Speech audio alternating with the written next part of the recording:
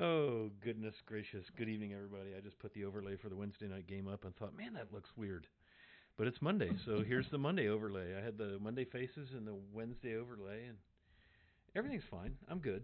I'm Wily Hobbit. I'm what's left of your Dungeon Master, and I'll be attempting to lead this game this evening.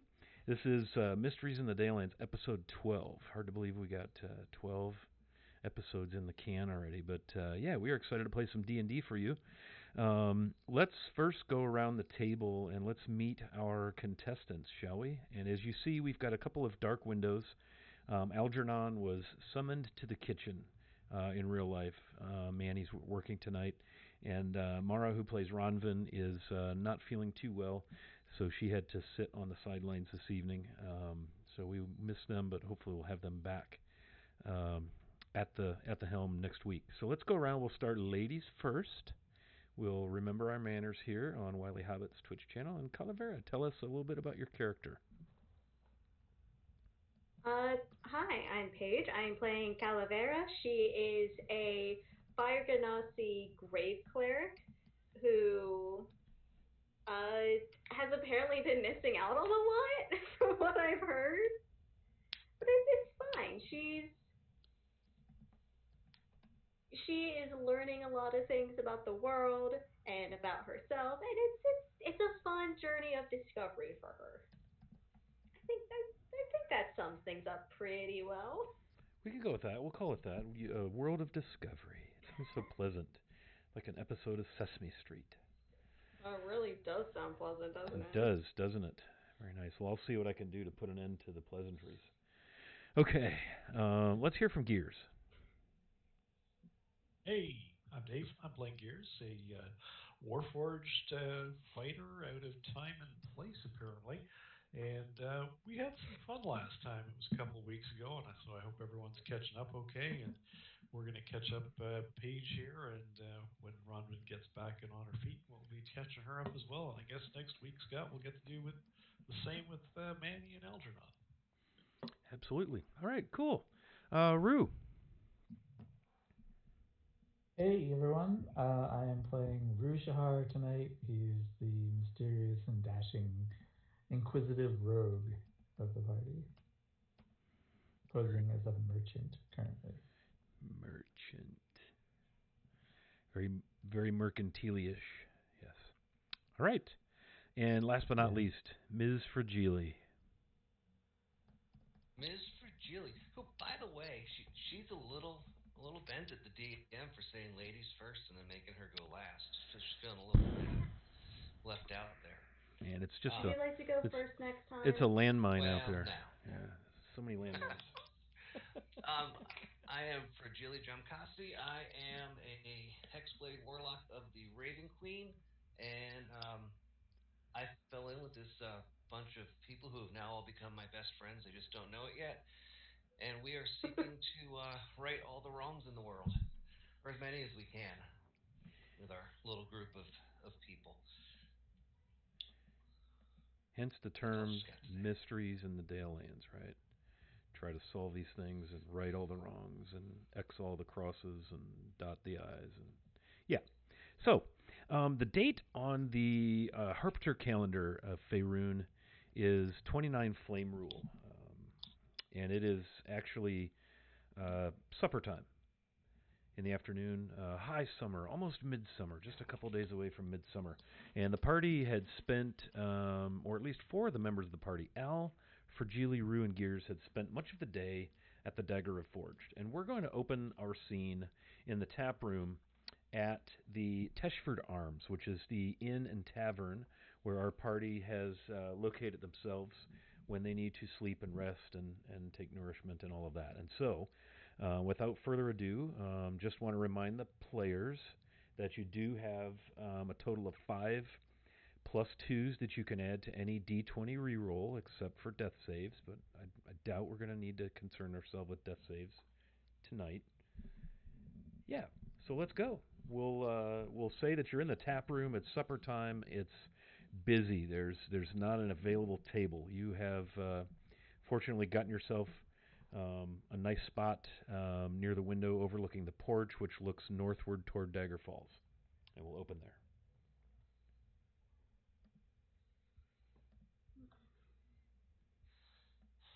Where'd Manny go? Who's Manny? Oh, sorry. Where'd Al go?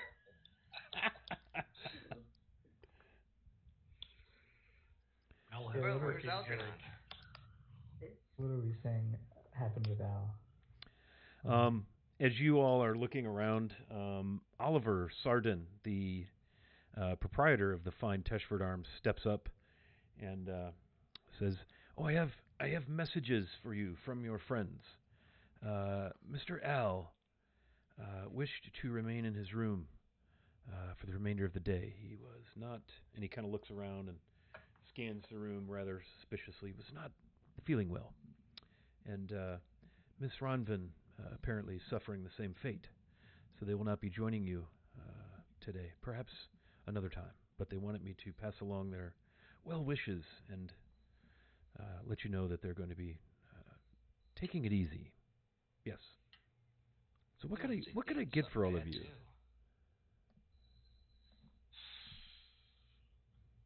I'm just gonna. You haven't had any issues with wine going sour, have you? He kind of cocks his head. Uh, why no? We have not. Of course, you know we make all of our mint wines right here. They wouldn't. I mean, they stay in casks in the Will basement. meat suddenly turn and rancid? What? Of course not. He almost looks a little offended that you would even. Just checking. Why would you say such a Is thing? that something that's Never mind. It's been a day. I would like white wine and whatever fish you have. Ah, very well. Yes, we do have some fresh catch. I'll have to go see what it is, but I'll see that it's prepared. Would you like it baked, or shall we fry it in a pan for you? Oh, let's go with frying it in a pan. Ah, very well, very well. It will have Surprise me. roasted potatoes and leeks, and then you'll have the fish that'll be pan fried, pan seared, with a lovely kind of a butter lemon sauce. Yes, and of course a bit of mint. He kind of smiles.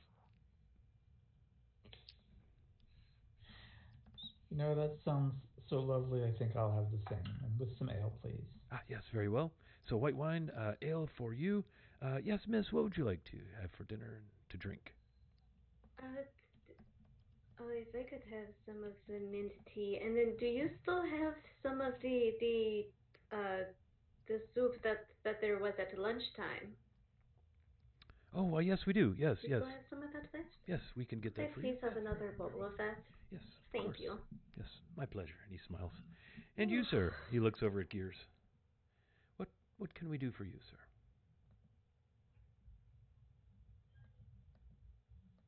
You're muted, Dave. You're muted, Dave. But you look good. Oh no, Gears is muted. Oh, good God, no. Gears just shakes his head. Shakes their head, rather. Very well, very well. He kind of walks away like, why Weirdo. does that guy never eat? Kind of thing.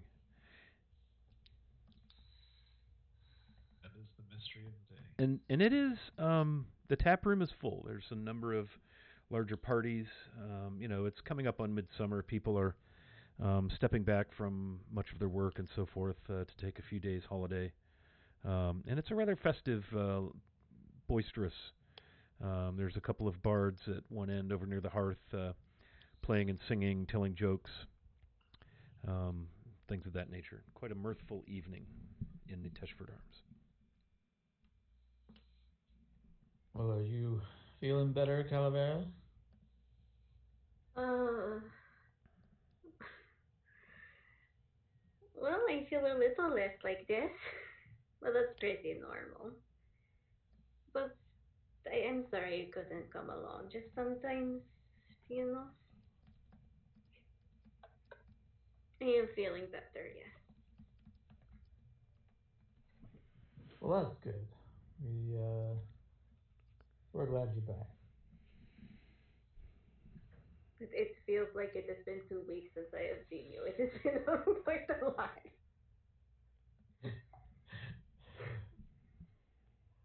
What's a week? You mean 10 days? Imagine a 10-day, but then take away 3 of that?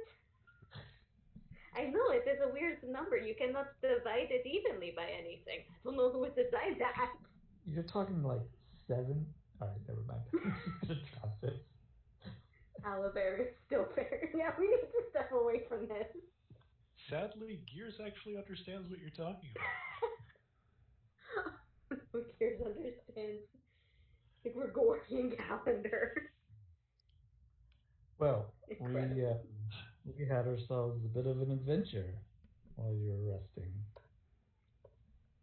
It wasn't the kind of adventure that ends up with people getting hurt. It's like, we tend to have a lot of those, and Calaver kind of like rubs at her face and like finally like takes a moment to look at everyone to make sure they don't look all banged up.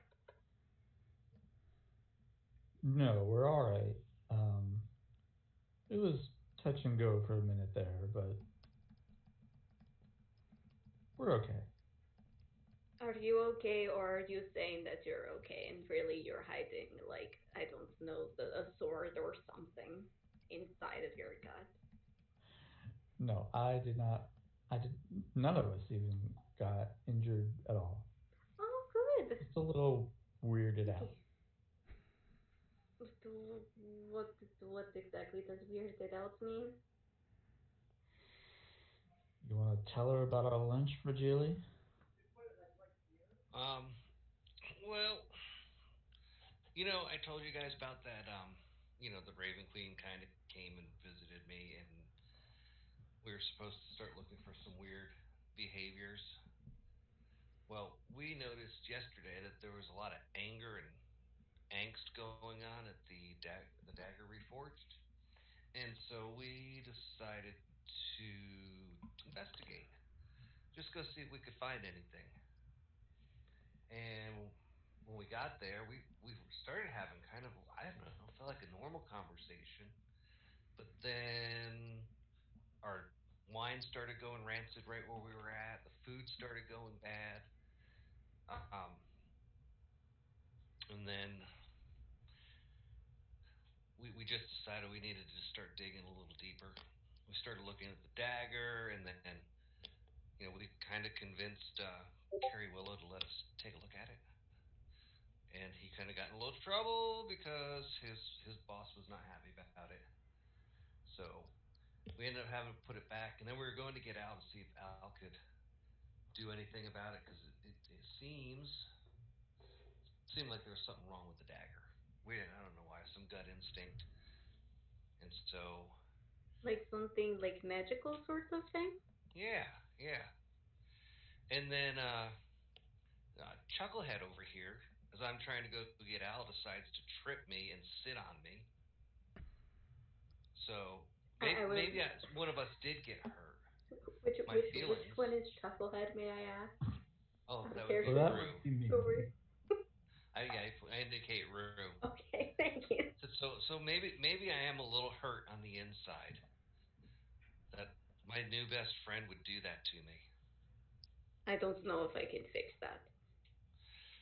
I know. So, Did I anyways, will. I didn't I'll see a tell whole you. lot while he was sitting on top of me, but Al showed up at some point. and was there something weird magical happening? There was, but I feel like Rue or Al need to tell you because I don't know. They were like somehow like talking to each other or something, and um, they found something in uh, the owner's bedroom that. Calaver just like like as Virgilia's talking is just slowly turning to look at Rue because she thinks she's gonna get something more concrete over here. What do you That was tell the a Rue most about all that stuff you fragile. found in the room? That was the most fragile version of the story you could have possibly gotten. You're welcome. So, yes, there's definitely something magical happening around the Dagger Reforged. There was a voice in my head that was telling me to do things. I'm Hmm. a little bit unclear on that part of the day because it was, I don't know, I blacked out a little bit or something and apparently was acting crazy. Um, And then when we stepped out to look for Al, he got there just in time to see a bunch of plants shoot up out of the ground around us and grab us. But we managed to kill them off. She looks back. You didn't mention the plants? That was after he sat on me. I hadn't got there yet. And the plants don't just do that. Like, you missed the plants? I haven't seen plants do. Are there types of plants that just do that? Not that I know of. Well, now I do. Okay. By the way, you can't talk about people with things in their head being me the only one anymore, because she points over. He's got things talking in his head, too. I've never pointed that out. Well, maybe it's just self-conscious. Anyways. So, we we went back inside after that.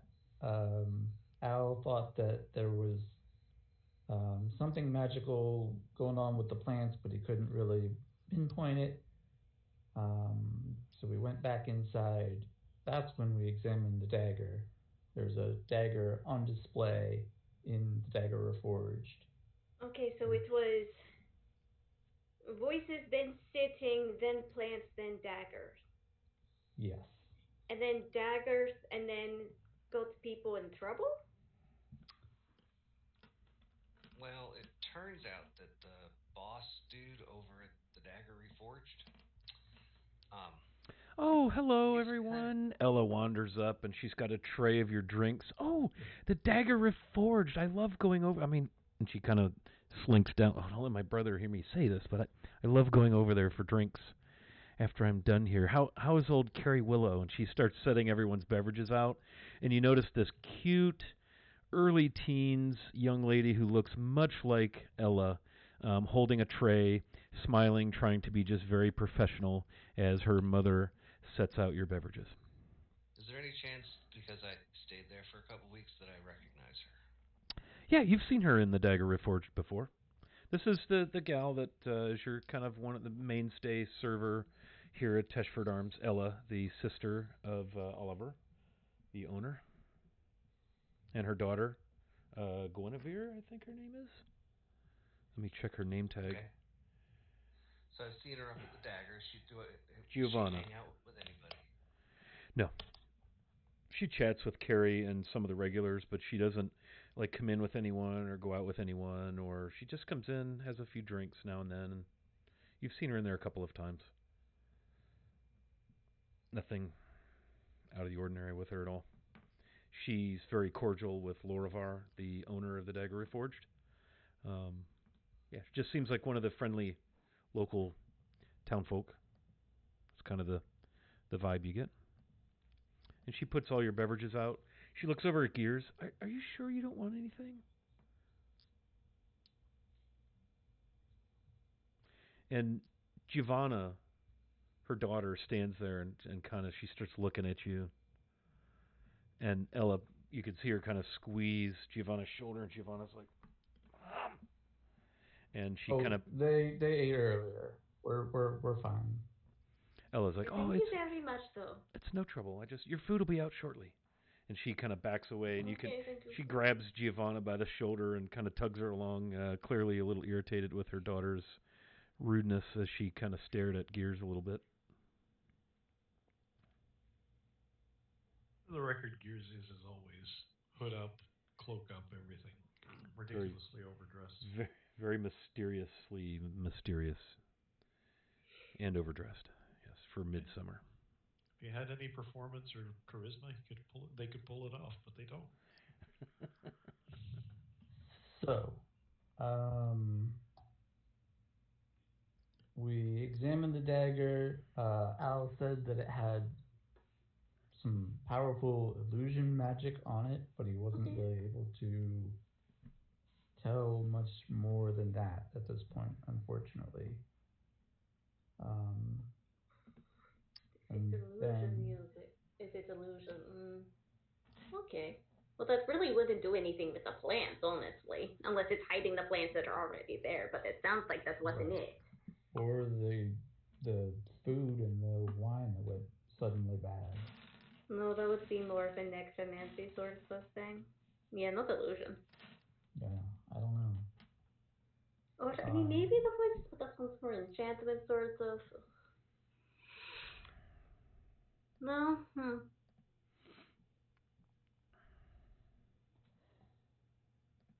However, while we were there, Constable Zoll and Balver came in, and most everyone had left after all the commotion. But they told us that some clerics at the Temple of Lathander had been fighting to the point of knocking one of them, knocking the other unconscious. well, And that's not usual. Usually they just kind of look at you funny. yeah, and some relics had been stolen from the temple. There was a ring and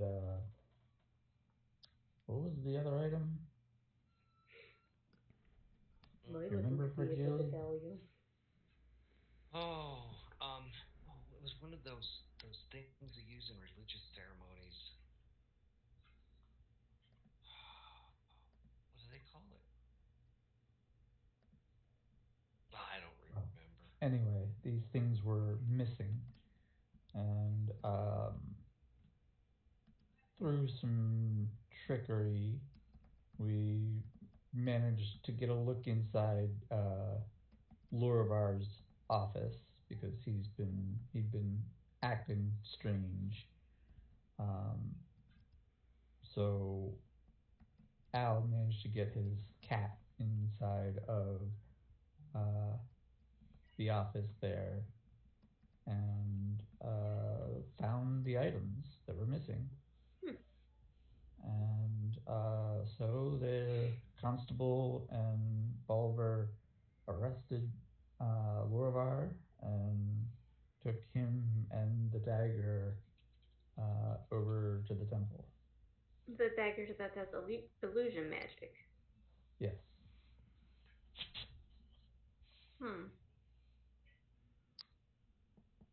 We almost got into a fight with Lorivar. We thought he was going to fight back, but you know Al, he has his ways of suggesting that people do things and managed to completely placate him. Much to the chagrin of the dungeon master. This is this where the diviners thing came in? Oh, you love to see it. Okay. Algernon managed to talk someone down. That is very out of character, actually. Mostly when I have seen him talking to people, he's usually kind of yelling at them Well, or something. it was magic, much like what he did with Spernick that one day. Oh, that. Yeah. Okay, that does sound like Algernon, actually.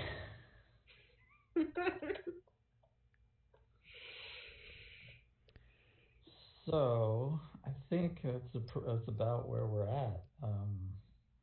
Strange things afoot. There was a halfling that was missing his purse and was very, very upset about it. He works at the Dagger Forged, and the chaos at the temple, and Lorivar, all acting out of the ordinary, plus whatever happened to me. It's at this moment. Whatever happened was probably. It's at this moment that What? Giovanna comes back with a tray. She sets down two of the fish dinners, one in front of Rue, one in front of Fragile, and immediately you're met with this aroma of lemon, butter, garlic leeks, roasted potatoes on the plate in a heaping pile. crusty bread. She sets it down. She brings over a fresh bowl of soup with some crusty bread for Calavera, and she just smiles, clearly Thank you. very nervous. Is there any? Will that be everything? Do you need more drinks?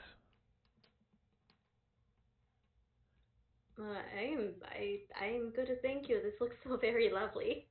Okay, okay. She looks over at Gears. I'm really sorry about staring at you earlier. I'm sorry. And she turns around and scuttles away.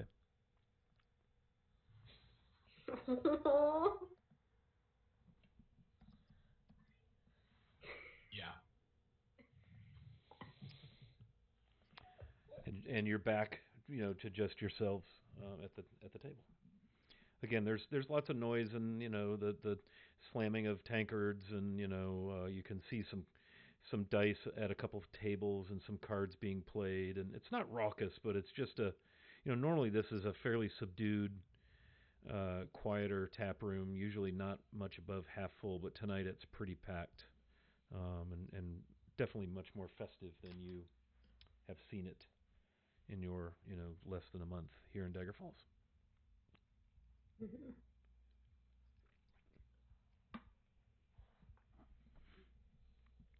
At this point, like Gallivera's gotten her soup, and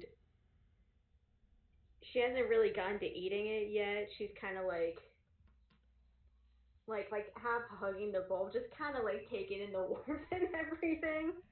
It's She still looks like it's kind of a tired. potato leek soup, and it has some element Ooh. of a cheese, like a Gruyere, kind of a nutty, um, Oh, hard sounds cheese, really right? good.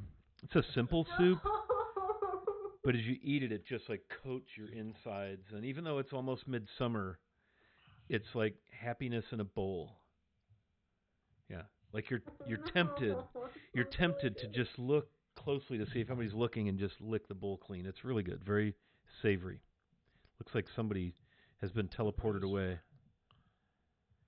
Yep, Andrew has been whisked away by the fairies or something, but he'll be back because he likes us. So carry on. Well, But I'm so mad about how good that soup sounds. Sorry, You not made it, sorry. and you made it cheesy too. Yeah, What? you're welcome. God, I'm lactose intolerant. You can't do that to me. Oh, DM foul. Sorry about eat it that. anyways. Yeah, Eat it. Ooh. yeah, but Like, in it's fine. character, I would eat it anyway, but oh no. Tofu cheese. Hey, this is fantasy anyway. You can eat cheese. you can eat your cheese. Yeah, There is no lactose intolerance in this world. that's No, right. there is not. That's a condition that So does not exist in Faerun. cupcakes are calorie free too. That's right. Yeah. Yep. So I don't know what we're gonna do. I I feel like there's mean, still something missing. I feel like we were trying to find that whatever's causing people to act up, and I don't think it was the dagger. illusion magic doesn't do that sort of thing. You'd probably be wanting for something that's more enchantment based if you want something that is affecting the sort of emotions and that sort of thing.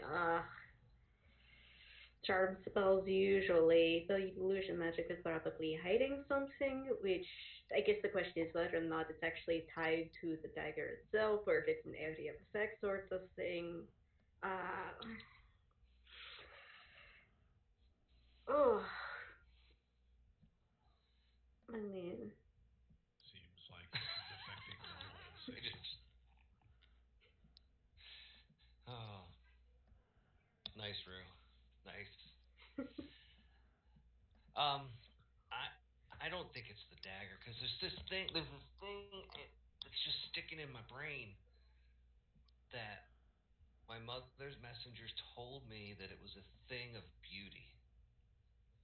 And I mean, I like daggers. I think daggers are beautiful, but I don't think most people would consider a dagger a thing of beauty.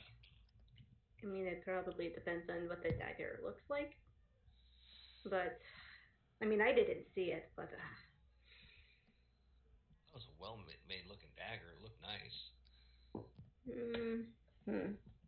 Now, if I I recall, mean, Scott, the Church of Lathander is actually not far from the Dagger Reforged either, is it? No, Lathander's Light, which is the name of the temple, is just a Yeah. couple of blocks north um, of the.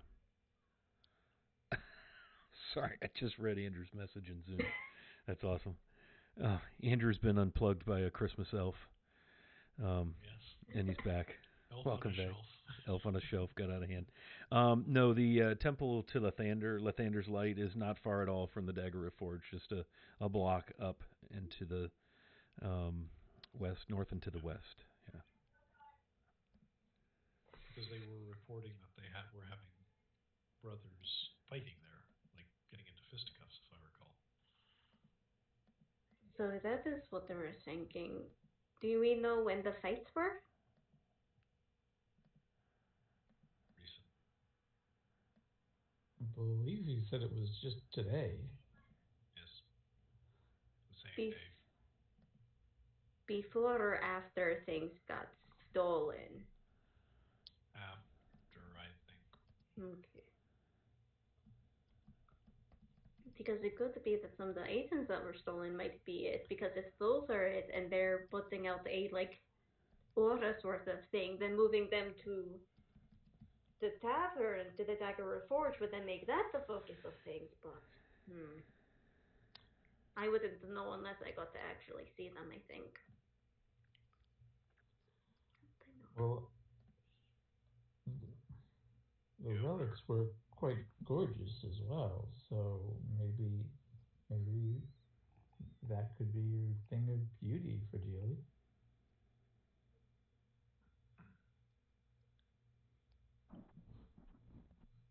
Mm, maybe we should go over to the temple and have a look around. Well, they don't really like me at the temple. They So always look at me you think it weird. could be in the temple? Maybe. She said that somebody owned it and they that it was um like their prized possession. They would not part with it easily. Well, now that sounds like the dagger again. As you're talking, you hear this fuss, and you see this squat, short, plump, well-fed looking human woman with a broom in her hand, and she's beating Oliver, chasing him out of the kitchen, cursing in a language um, unfamiliar to you. Her hair kind of falling down, and she's got bits of soup and sauce and things on her apron and her frock. And Giovanna's racing up behind her laughing, and Din comes out behind Giovanna laughing. Um, Apparently, from what you can tell, maybe Oliver was into the desserts before he should have been, or something.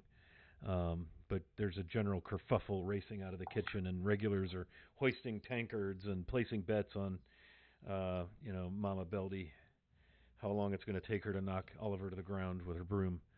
Um, just another evening at the Teshford Arms as you sit and contemplate the mysteries of the day.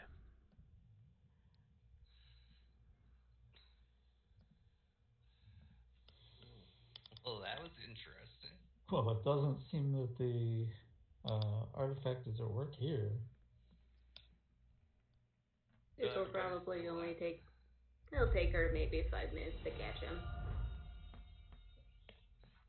I'll know. She's getting a little long in the tooth. This wouldn't be the first time you've heard cursing and yelling in that voice Yeah. coming from the kitchen. This is the first time you've seen her.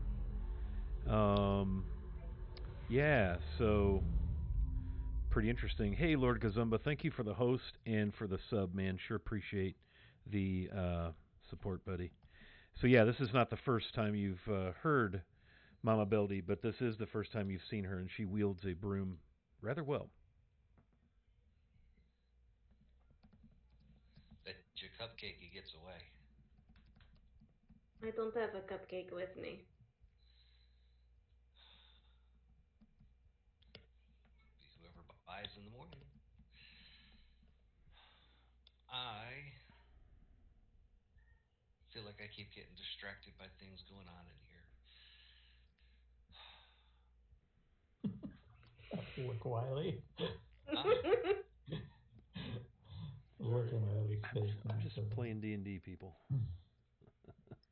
No, I'm playing for Julie. I'm not saying that. Yeah. That's like in character.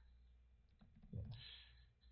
She's really struggling with trying to figure out where this thing is, and she says it's becoming almost obsessive. I don't know where it is. I felt like for sure it was going to be in the Reforged because of how people were acting, and then now I got this gut feeling that it's not that dagger because the dagger's been here for a couple of years, and they said that it's just recently gotten here, and it's not from this world, and the dagger's been there for too long. And they said we were going to need the help of a powerful ally, and I don't think we would need a powerful ally to get it away from uh, Lavar, listen to me, Loravar, Well, do because we I need the powerful ally to get it away or to get rid of it? to get rid of it.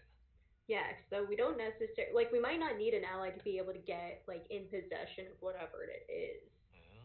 per se, but to actually know what to do with it, that's probably why we would need someone. I'm thinking.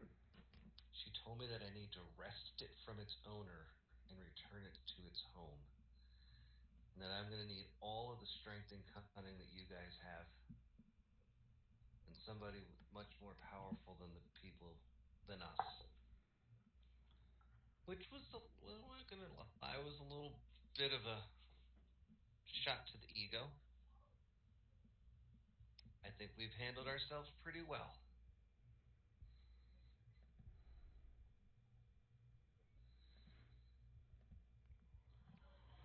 Oliver comes over to the table, out of breath, sweating profusely, wiping his hands on his apron. Please, I apologize. And he's kind of keeps looking back over his shoulder. I do apologize for the uproar. I was sampling the mint pudding a bit too soon, I believe. And he kind of chuckles. Mama Beldy doesn't like too many cooks in her kitchen. But is the food okay? Is everything? Do you need more drinks? Has the food been okay, Wiley? Oh. I have to ask now. Magnifique. Yes, it's very good. Sumptuous, savory, delightful. Yes, it's been excellent. Thank you. The fish is new for us. What do you think? Is it a keeper? And he kind of winks. It's fabulous. Oh, right. Very well. By the way, she didn't catch you, did she? Oh, of course not. She never does. She loves me. She's blustery, and I certainly wouldn't want to actually get on her actual bad side, but I've never really seen it. The kitchen is her place, and she likes to remind us all of that now and then. And I think it's as much display for her ego and reputation for the customers as it is actual necessity. And so we go along with it. I'd hate to lose her talents in the kitchen. But man, you don't know what I put up with. He kind of leans in. Could I get you another round of drinks? We have a mint tea over here, ale, and a white wine. Do you need more? I'm good, thank you. Oh, no, right. thank you though. Very well, very well. I'll check back in a while. Enjoy. And he steps away. Still looking, kind of checking, to make sure she's not going to sneak up on him.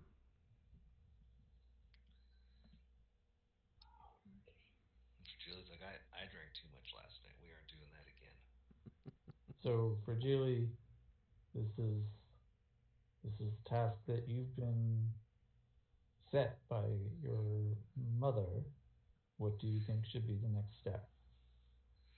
We'll find this thing of beauty that's causing mayhem. Well, that's a goal. That's not a step. How do we do that? I'm with you. I think we're in the wrong side of town. If there's no disagreements and discord going on down here in this section of town. I feel like whatever we're looking for is further north, We're back up in town itself. well, we're not here right now to look for the thing. We're here to have food, right? It was obvious in the dagger reforged because people were just, I mean, they were testy. They were at each other's throats over like simple things and almost irrational about it. I mean, look at Rue. I mean, he's like poster child for nice person, and then he's tripping me and sitting on me, and I'm not sure if poster child is a Ferunian word, but it is now. It's canon. You know, Mr. Carrot, Mr. Willow. He's the nicest guy you know, and he was surly as all get out yesterday. From what they described of Lorivar, it's pretty much the same. He had reformed himself and was a model citizen, and now is in prison or in custody for major theft.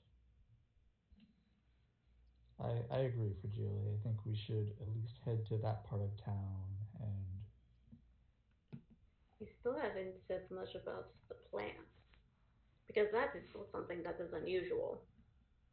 And that Yeah. also happened near the Reforged, right? right out front, yes.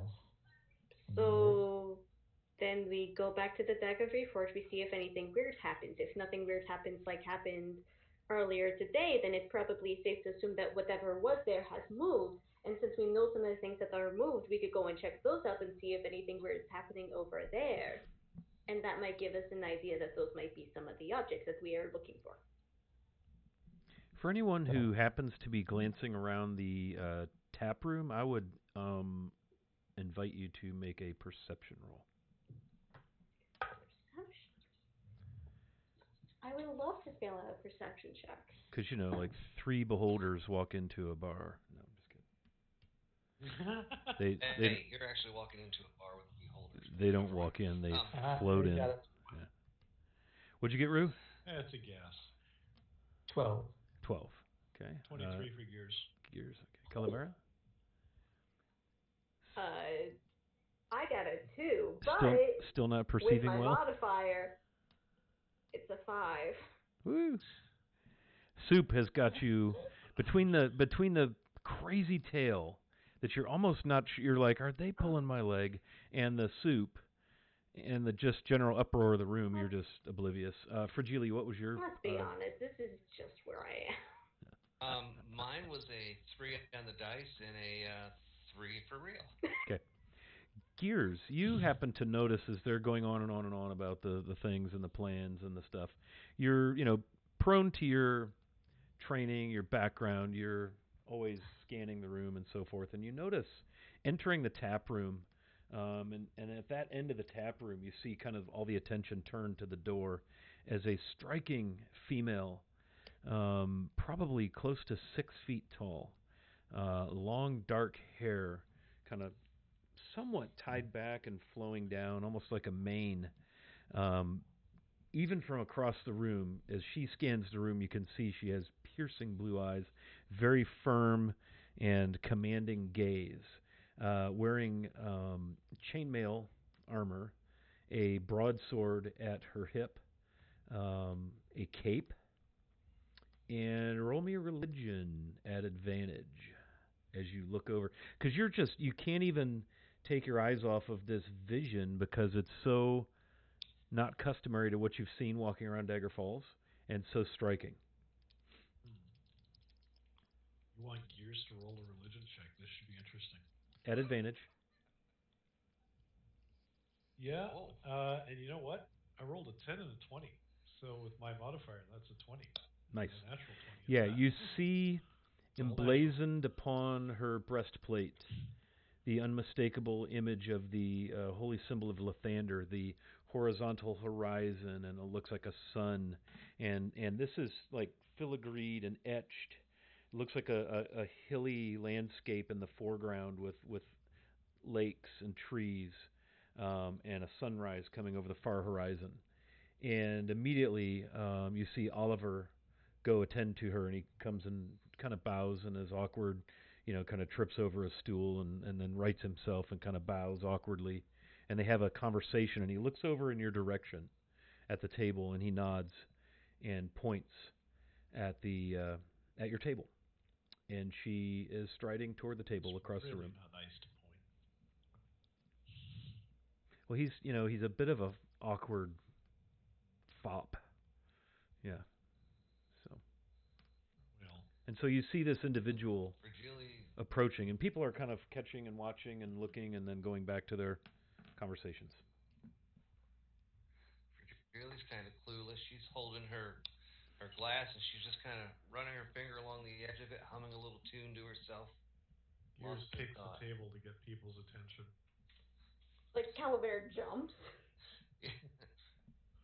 Now hold on, What? Gears. I think we're really onto something. Calavera was just saying we ought to go over to by the Dagger Reforged and at least walk around and see what there is. I mean, if we like that, that's where things are. It kind of makes, and I'm kind of curious I, about the I mean, dagger still.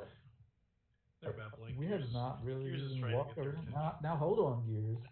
Now we've Yeah. not even really walked around town that much. We don't know where anything is. So I agree. I think it would be good for us to just meander around a little bit. Well, and we could walk around that church of Lathander too, and see if people are acting stupid up there, since they Definitely. took things there. Yeah, that would I make mean, if sense. people fighting. The Church of Lathander approaches us. What? Churches or buildings, they can't move.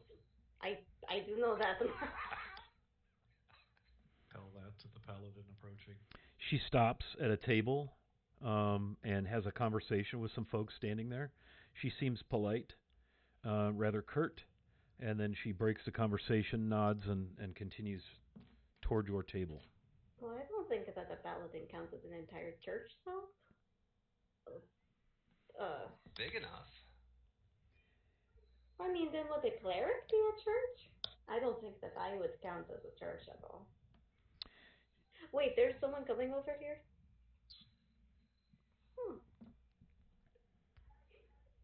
So as you're talking amongst yourselves, the imposing figure of this female stands looking at all of you at your table, and she nods and smiles warmly. Good evening. I do hate to interrupt. Allow me to introduce myself. I am Tiffin, Tiffin of the Eastern Sky. I'm a paladin of the Order of the Aster, serving at the pleasure of His Radiance, the High Morn Master. I come to bid you to an audience with him tomorrow morn, mid-morn, 9 bells, at Lathander's Light, the temple. Shall I say you will meet him there? And she kind of cocks her head and looks at everyone. Again, pleasant but firm. Her hand rests. What time again? Her hand, 9 bells, 9 in the morning. Her hand rests on the pommel of her broadsword, not in any menacing, more of a place of rest, comfort. But her stature is very upright, clearly very well trained, with some regimented, disciplined background as she stands before you. The cape is in the golds and the yellows and the whites of the Church of Lathander. The breastplate of her armor, as she stands in front of you, you can see is just beautifully etched gold and platinum. Looks like maybe there might be some tourmaline or quartz in the sun rays to sparkle a little bit.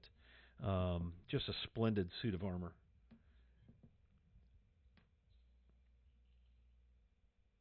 I will be awake by then. Yes? Yes, of course. You can tell His Radiance that we would be honored to meet with him. Oh, he will be pleased. This is good. Glad tidings indeed. Are things well at the temple there? She kind of Things are fine at the temple. It is a relief to have our items back uh, among us. There was great distress over their disappearance. It's a puzzling circumstance, but I don't know much detail. Um, his Radiance, Harndar Orin, will no doubt fill you in. So I will let him know that you will take an audience with him in the morning. Then Very well. she bows slightly, and I must take my leave. Good evening to all of you. And she smiles Well, again. thank you. And Yes, to you as well. of course. And very polite, very professional. Um, yeah, much what you'd expect from a knight, a paladin of um, the Order of the Aster of Lathander. You know that the Order of the Aster is a large um, order of knights that serve at the pleasure of the Morning Lord. And she turns to exit, walking very, very smoothly, heel toe. She stops again at a different table, puts her hands on someone's shoulder, has a conversation, smiles and nods, waves at another friend, and exits. And Oliver is there at the door to open the door for her. So I suppose that is what we are doing tomorrow. Oh, should we just get some sleep tonight then? Well, was there anything else we were going to be doing? Well, we talked about checking out the Dagger Reforged, but maybe we should get a good night's sleep and just start fresh tomorrow with I thought we were talking about doing that tomorrow, actually. oh, Did this. well, I figured there'd Oh, be customers there tonight. But I think you're probably right. Tomorrow would be best.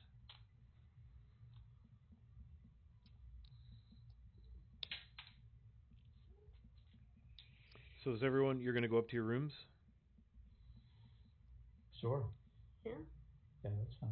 sounds like a good idea. Check in on Robin and Algernon real quick Okay. and see if they're good.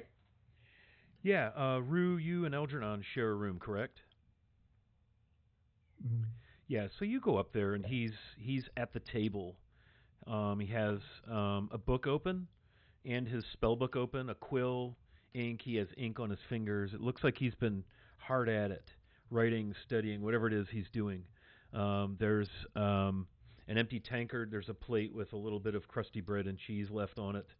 He kind of looks up and, oh, goodness, what time is I it? will have grabbed him a tankard of ale when I brought it up, and I'll hand that to him. He smiles and bids you cheers with your tankard, with his tankard, and just long draught of the ale, a little foam. Oh, goodness. What are Candles you doing up burned here, buddy? way down to the nub.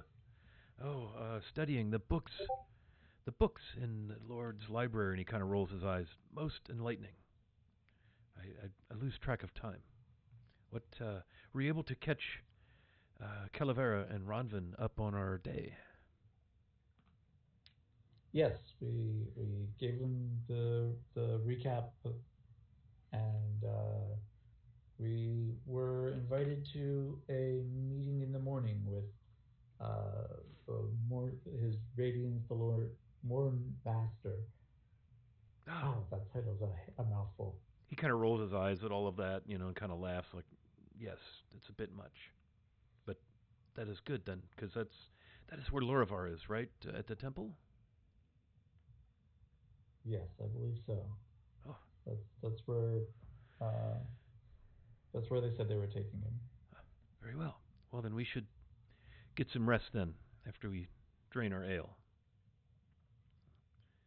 And we'll cut scene to Calavera. Oh, definitely. You'll you and Ronvin share a room, right?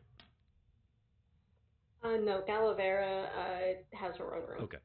So there's nothing to cut scene to. So I presume everybody's going to go to their Yeah, room. Calavera probably knocks on her door, sees how she's doing. Yeah. She pops up and Just to check. she comes to the door and waves you in. What? I'm so sorry. I've just been so tired. What? How was dinner? Oh, no, it's okay. Just it was all right. I just wanted to see how you were feeling and everything. Yes, I am tired, but hopefully by morning I'll get some rest and I've had something to eat. The soup here. Have you had the soup? It really is. So good. I did. I had it for lunch and for I dinner, can't to be honest. stay here much longer. I'm gonna blow up like a oliphant. Ugh. Well, I do feel better What? for some of the rest, but so what will we be doing? An oliphant. You've not, it's a big, has a big nose. No. Excuse you? What? Well, anyway, we make toys of them in Mistledale, and well, at any rate, so what's happening? What news, tidings? What's going on? Okay, so alright, I did get most of the story from Fragile, so I'm gonna have to. They went to the Dagger Reforged. They got attacked by plants outside of the Dagger Reforged. Uru was hearing voices in his head. I think that was at the same point, or right before. That was before the plants because he tripped and sat on Fragile, and then the plants attacked, Whoa, and whoa, then they whoa, went in, and whoa, there was whoa, a dagger that was. wait. Is Gear's armor okay? Didn't get damaged, I hope. Did it look okay? As far as I can see, it is okay. Okay. Okay. Go I on. think the important things, honestly. And then there was a dagger, and it had illusion magic on it, which was weird. And also the food started to go bad, which I think is weird. And then there were stolen items, and then they found the stolen items, and the items were stolen by the owner of the dagger reforged What was from. what was stolen? Something valuable? It seems like it, yes. It was. What was it? What was the first thing that got stolen? I don't remember. Oh, there was a Things ring that and got a stolen. ring and a monstrance, a holy symbol, very fancy, Okay. holy relics. One of the things was a ring, and the other thing was something religious or something. I don't know anything about any of that. Mm. Um, And who stole them? but they were like relics or something. The owner of the Dagger Reforged did, which is weird because he doesn't really do that, and so they think that's part of the whole like emotion controlling sort of thing. Because people were being very rude there, Hmm. or so everyone is saying, and so he got arrested. And we're going to the temple tomorrow for some reason. Oh, we are all of us. If you're feeling okay to go along, yes, I would like to go. Yes. then we will go. Very And well. I think that's everything. Like I said, I got a lot of it from Fragile, and then I asked Rue, and then Rue gave it to me, but it was like completely different order and everything, and She kind of missing rolls her things, eyes. and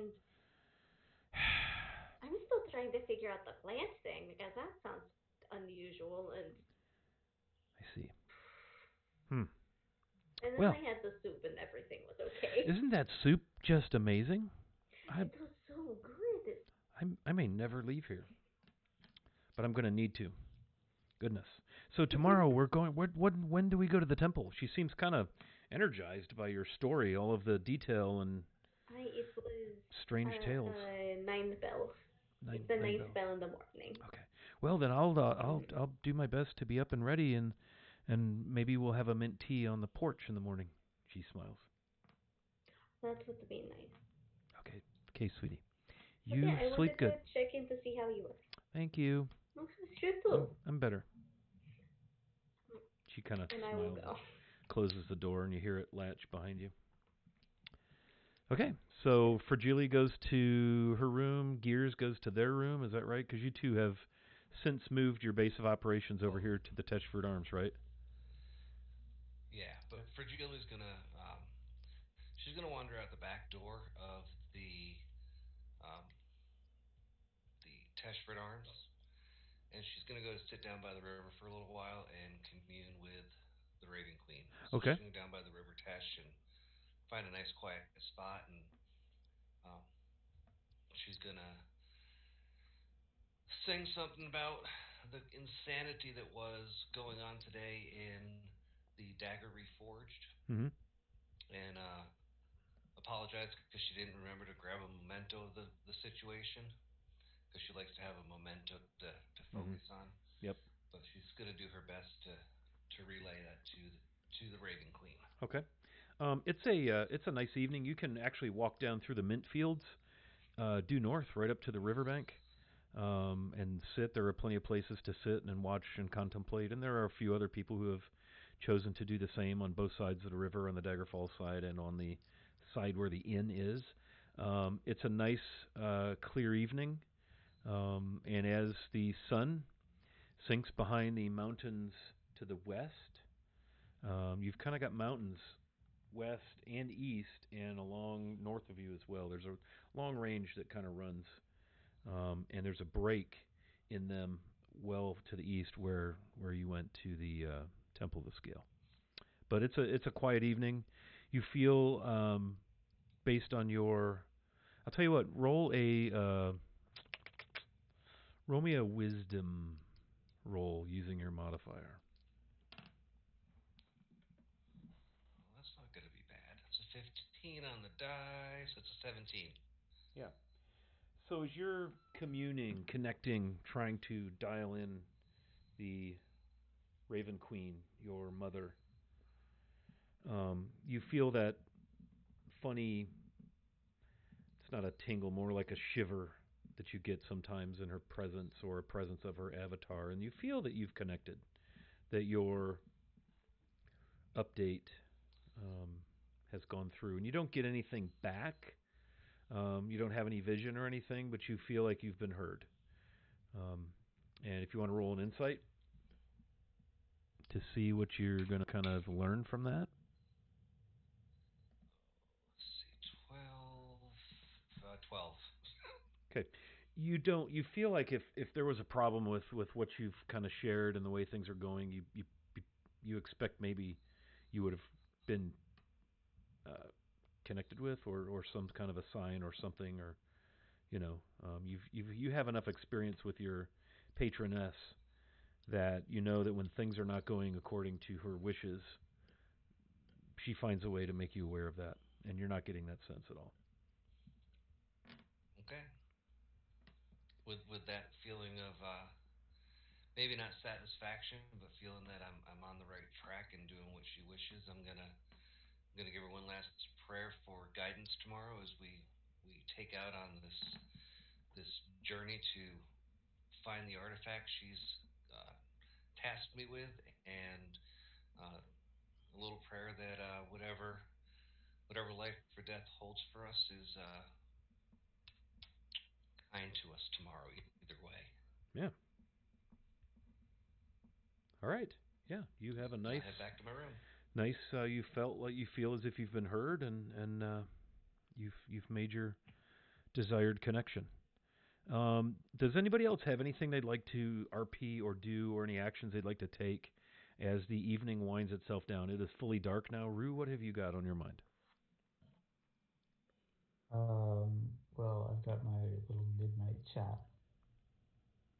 So if we're to that point yet, then we can do that. Okay. If there's other stuff to happen before then. I have nothing, Yeah, there's unless Gears has something. Gears does. Well, Fragili's making her way out the back.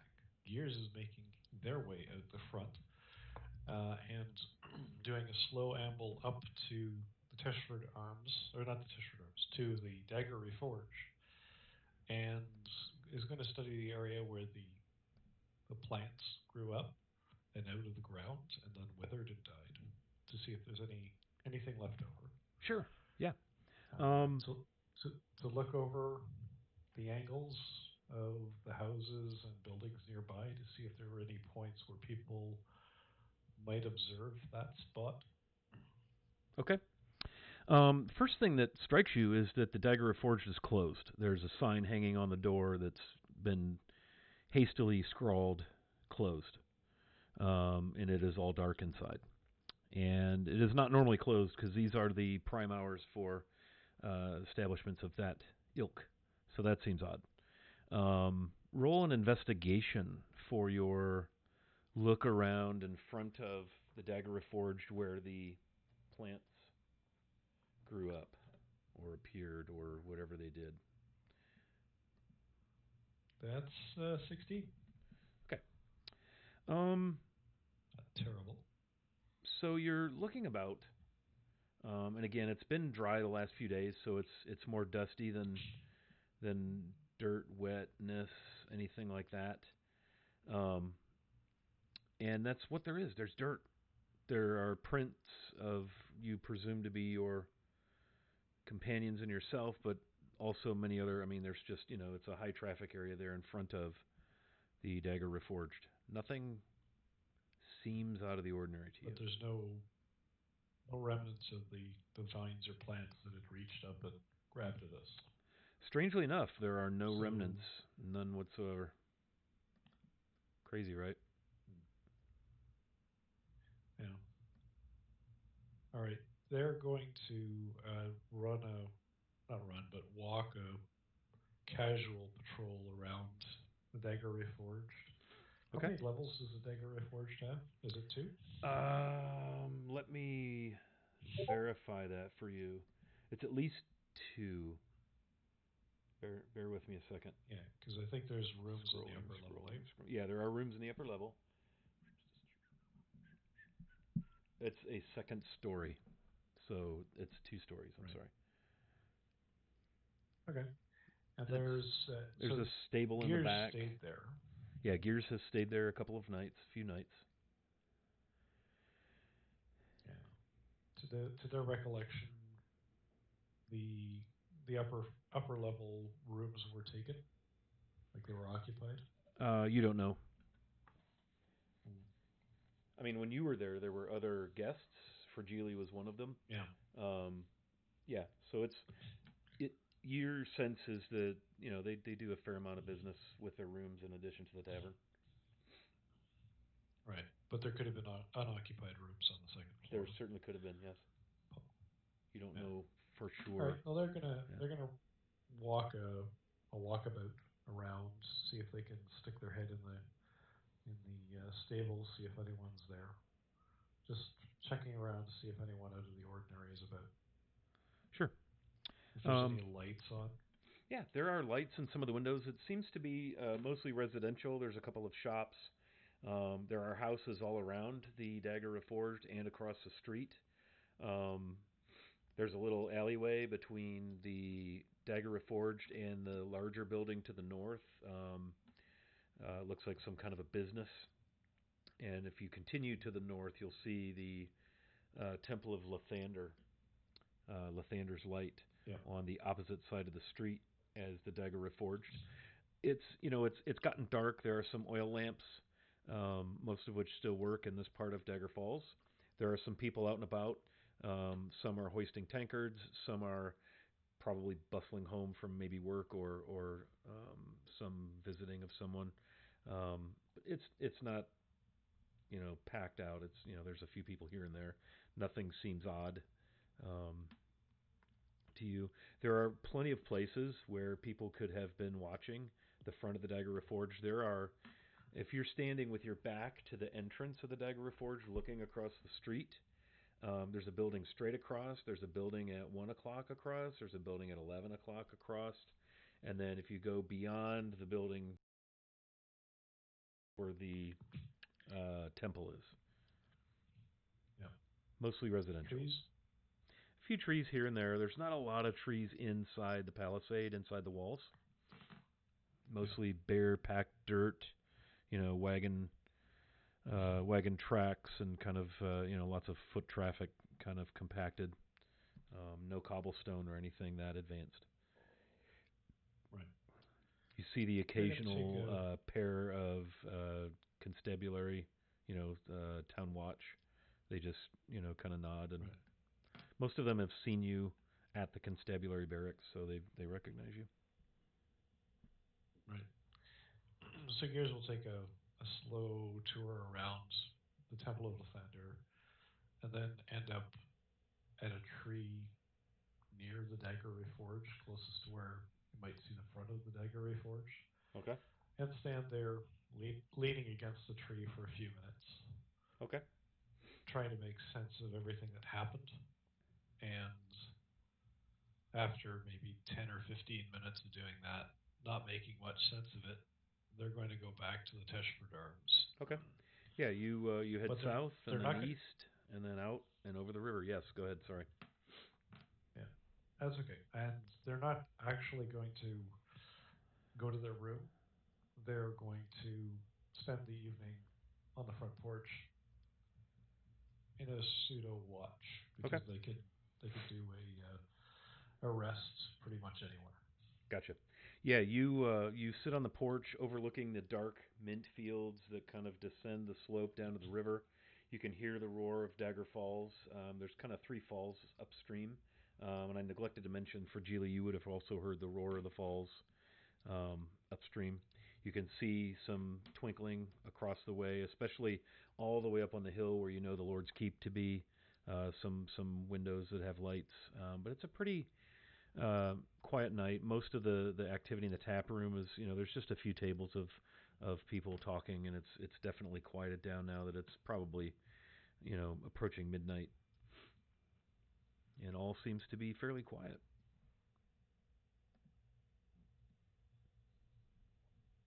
That's it for me. Thanks. Okay, great. Uh, yeah, Rue, Calavera, did you go back to your room? Just want to wrap up with Calavera real quick. Yeah, I think what Calavera ends up doing, she goes back to her room and before she tries sleeping, because like she ended up resting most of the day, so like when you like take a long nap and then you wake up and you're like not gonna get back to sleep until Right. late or anything. Yep. I think So what she actually, sorry. Before that, can we retcon a quick conversation in case this affects what you're gonna do?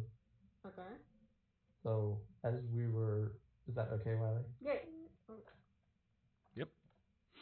So as we were kind of going our separate ways, Rue pulls Calavera aside real quick, and he says to her, "I'm gonna go and talk to Din tonight and tell her um, some of what's been going on. okay Um, would you like to come along and talk to her with me?" uh hmm. uh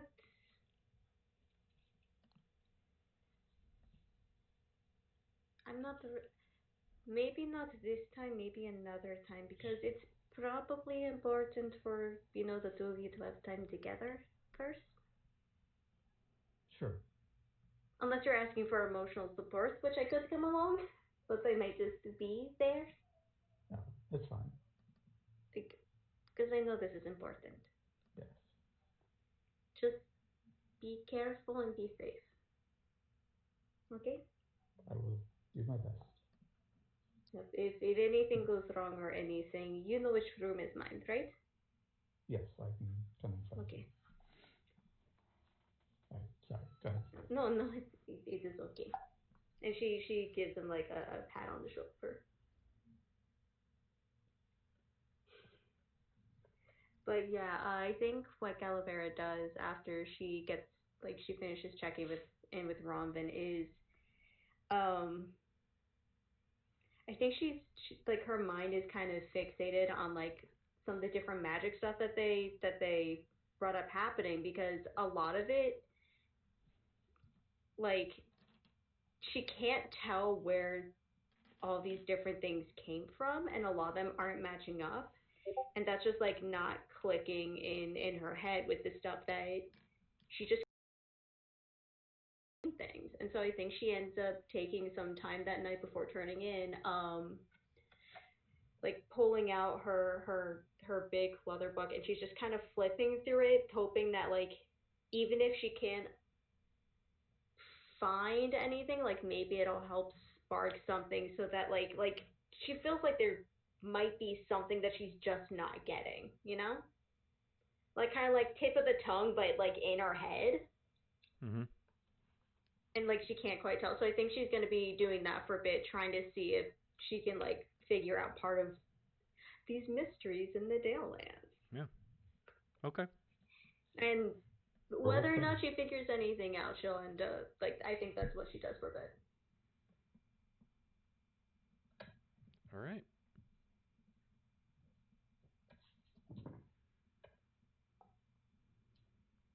I would say that you feel like you're working on like one of those mind benders that's just hurting your head. Like you have this sense that you should be familiar with some of this or be able to figure some of this out or know like what the heck is this? And you're just like there's this familiarity but you can't call anything specific to mind. And it's Yeah, kind of like talking about the stuff earlier at the table, like all the yeah. different arcane stuff, like that just kind of clicked. Like, but she's just not getting it. But whatever's clicking, like if you were able to look inside of the thing that's clicking, it would be empty. You're like, "Oh yeah." Mm-hmm. Oh, damn. There's nothing there. Like I totally I no, I don't have it. Yeah, it's really it's I feel like very I have that frustrating. moment all day long every day. Yeah, Yeah. it's very frustrating because you're sure you know what this is, and then just like no content there. Yeah. Mm-hmm. You keep And downloading I think she empty goes to files. bed frustrated. Yeah. Eventually, she just kind of like slams the book shut and just like leaves it on the desk and like flumps on the bed. Yeah, it's really So that's her frustrating. night. Very nice. Mm-hmm. Okay, let's pan over to Rue. All right. So I think that Rue is going to kind of rest, but not really sleep until midnight. Okay. And then is Al still up at that point? No, Al has kind of fallen asleep at the table. Um, the Perfect. quill is laying on the paper. The inkwell is still open. His tankard is empty. His candle is snuffed out, mostly because it's just burned out. Is he drooling in the book? It's entirely possible. Let me roll some dice and see. No, he's not drooling. Can I Man, that'd have been better than mint leaf teas. Roll for drool. There. Roll for drool, please. Yeah. In the can book. I take his quill pen and draw a little smiley face on his cheek? Yeah. Roll me a sleight of hand.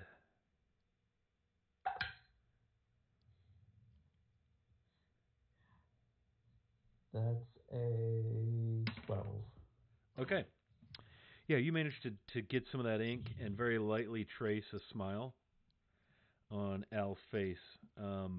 You suspect that the 3 empty tankards of ale have assisted you in this process,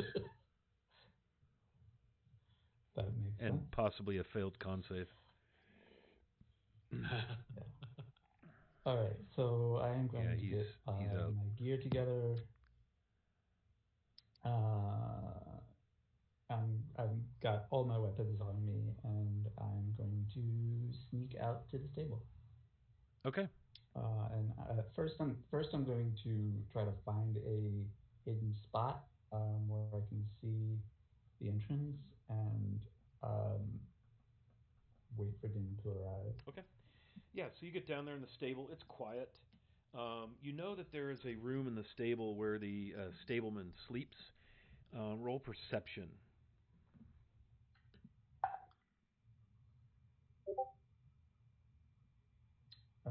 15. Yeah, you can hear very clearly that there is some snoring coming from that particular part of the stables. You can hear the nickering and the stamping of the various animals that are in the stables. And you can find a spot and sit in a dark corner. It is dark in here. You know, it's dark outside. There's nothing lit in here, and it is dark.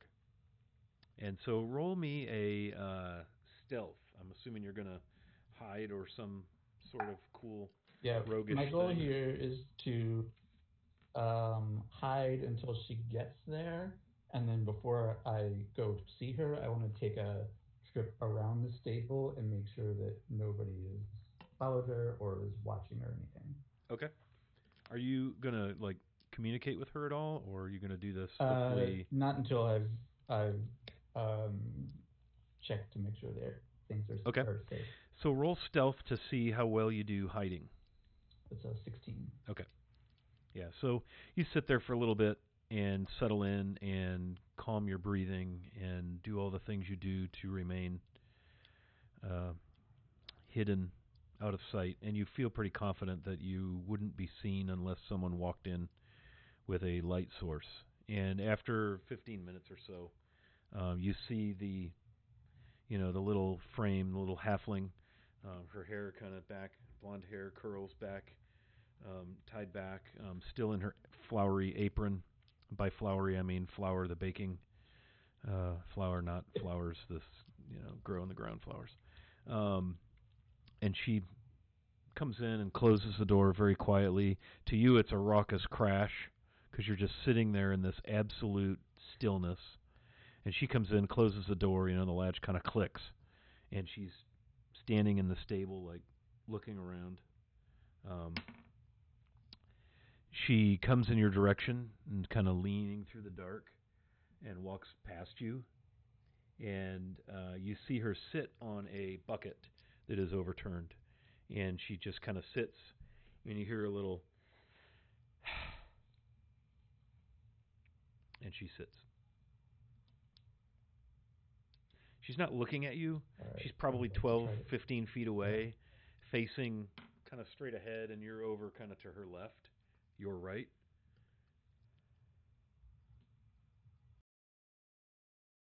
Out of Yeah, she's gone past you. She's come in, stable, and she's walked right past you and did not see you with her perception roll. So I'd like to slip back outside and do a slow patrol around the place. Okay, hit me with a stealth to move and get out without being discovered. A 14 mediocre rolls tonight. Okay. Yeah. You get to the door and you go to flip the latch, and it doesn't move. And you put your thumb on it again, and it's a simple thumb lever that when you press it down, the part you press with your thumb goes down, which lifts the other end, which flips the bar up, and it's not moving.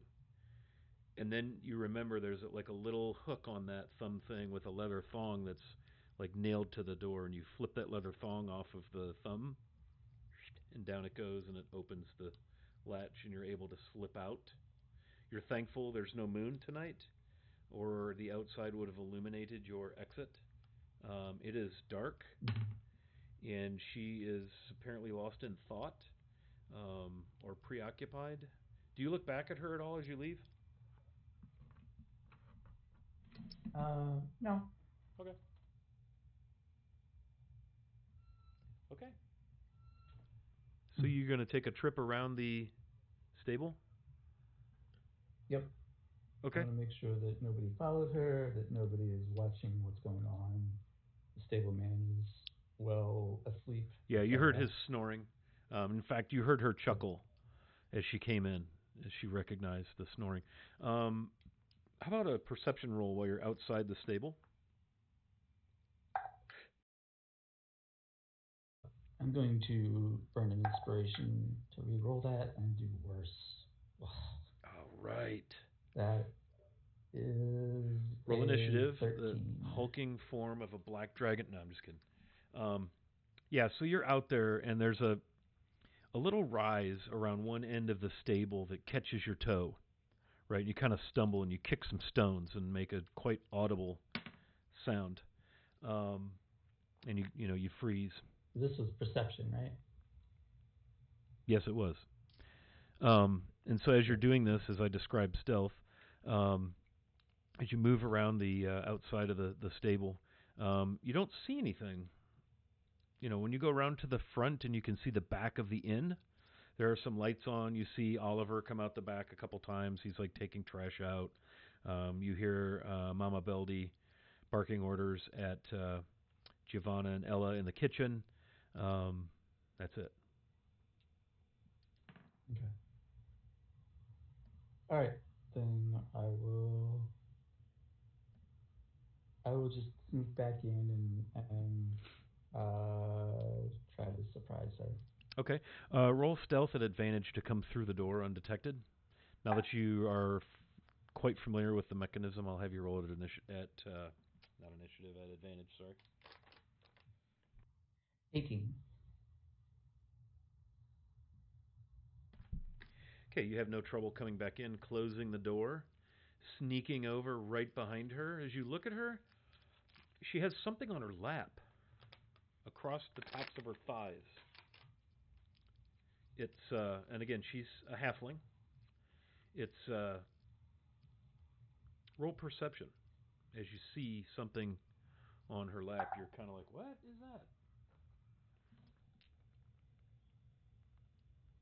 All the middling rolls tonight. That's an 11. Okay. Yeah, it's A crossbow. it's a long, flat something. You know, there's no light in here. It is dark, but there's definitely, even she has her hands on. One hand is flat on it, and the other hand is around the end of it. The bucket that she's on, is it like against the wall, or is there space? It's just behind out her? in the floor, out in the kind of in the center, and she's just sitting there like, and she has this tilt like, oh, come on, I'm so freaking tired. You know, kind of stature, posture. I'm gonna I'm gonna get right up behind her, and in her ear just go, boo. She's gonna go to Not her loudly, feet. but She's gonna kick the bucket. Not Oh no. in the euphemism of dying, but she will kick the bucket. Okay. Snoring continues. You hear a couple of horses stomp and move in their stanchion or in their stable, excuse me. And she turns around with surprising dexterity and is holding something in her hands. Roll me perception. And you hear her say, "Who is it?" 13. She's holding a short sword, and it's pointed at you. I'm not afraid to use it. I assume at this point she can see me. Her perception rolls are kind of crappy. It's dark. And halflings, if my memory serves, are not blessed with dark vision. Do not have. No, they don't. Yeah. I will pull a torch from my pack and light it with a grin. I could have run you through. Jeez, and you're late besides. You could have tried, and I will go and give her a hug. She kind of whaps your shoulder with the flat of the blade, not intended to harm you in any way, and then cuffs you on the side of the head and then gets up on her tiptoes and tries to kiss your cheek. So then, skulking about in the middle of the night, scaring your sister? You're going to wear out your welcome? What I do. And at this point, the levity will kind of wear off, and I will sit back down. I will get the bucket for her and set it back down for her to sit back on. She kind of thumbs back in the direction of the stableman's room. He's plenty drunk, so we won't have to worry about waking him. Perfect.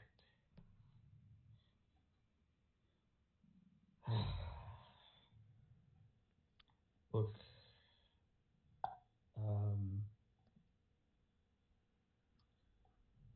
I'm starting to feel like it was a dumb idea me coming here. Oh, what do you say? It's been so good seeing you.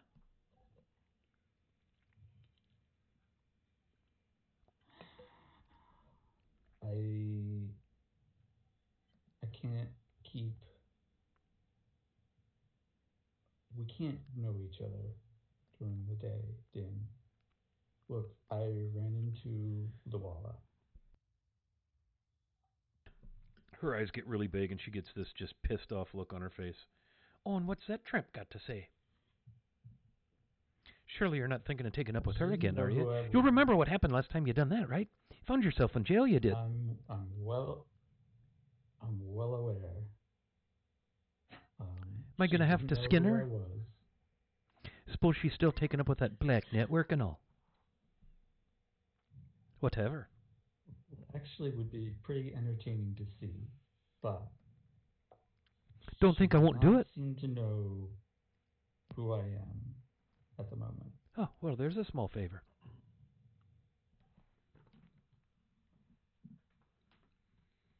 And I will just look her dead in the eye. But then, if she figures out who I am, and that I'm here, and that you're important to me,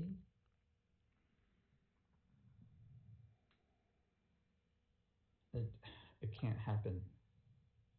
We have got to pretend that we don't know each other during the day. I understood. I think we're doing pretty good, yeah. And she reaches over and thwacks your nose. And coincidentally, you need to stay away from her. You can handle her. I don't know.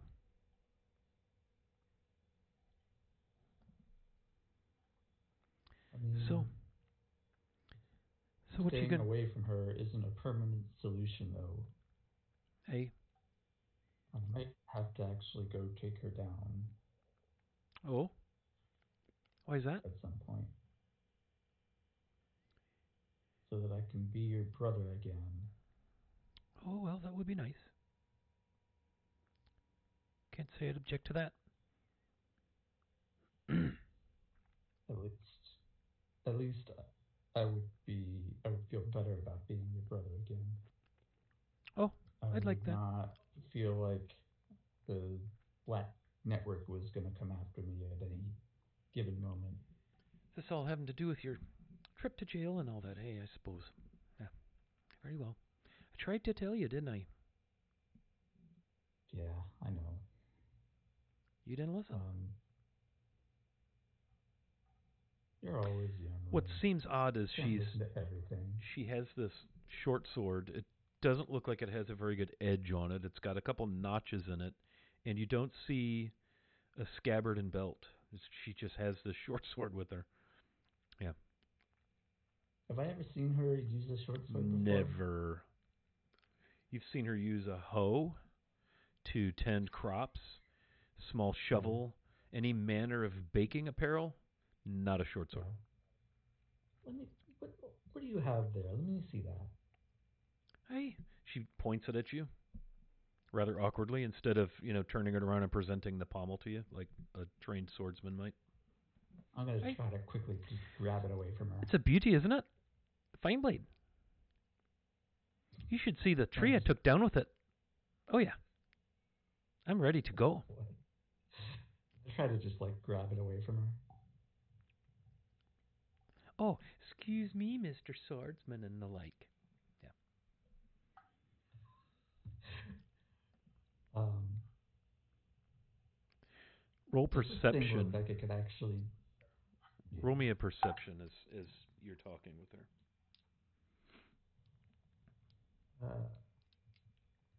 Still with the terrible rolls. That's an 11. Okay. She seems a little sassy tonight. A little sassier than normal, and you'd swear you caught a couple of whiffs of mint wine.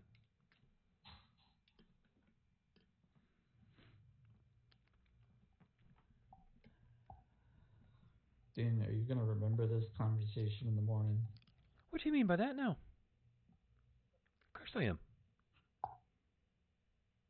I'll remember how I almost run you through out here in the stable when you scared the crap out of me.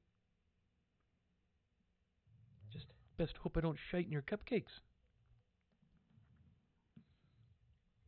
She doesn't seem drunk by any stretch, but she's definitely full of sass.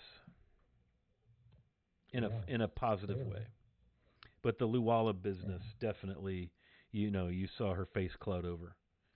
This is kind of a buzzer topic for her. Yeah. A little hot button action there. Do you even know how to use this thing? Well, I nearly killed you with it now, didn't I? Did you really? I could have. You didn't see what was coming, did you? You just best be careful who you're sneaking up on, Mr. Sneaky Rogue Man. She kind of Blows you a little kiss. No, I don't know how to use it, but, when a girl goes out in the dark at night, she takes the blade. Good for you. There's strange things going on in Dagger Falls. I heard someone stole the stuff from the temple, and they say it was Lorvar the Swift. She kind of rolls her eyes. You know how people talk around here, I'm sure. He's such a good fella. That's exactly what happened. No. I found him in his office myself. What? No. What's he doing with those things? He's not a worshipper of the Martin Lord. I don't know. Like I say, there's strange things going on around here. People are not acting their normal selves, even without having a few meat wines. She sticks her tongue out at you.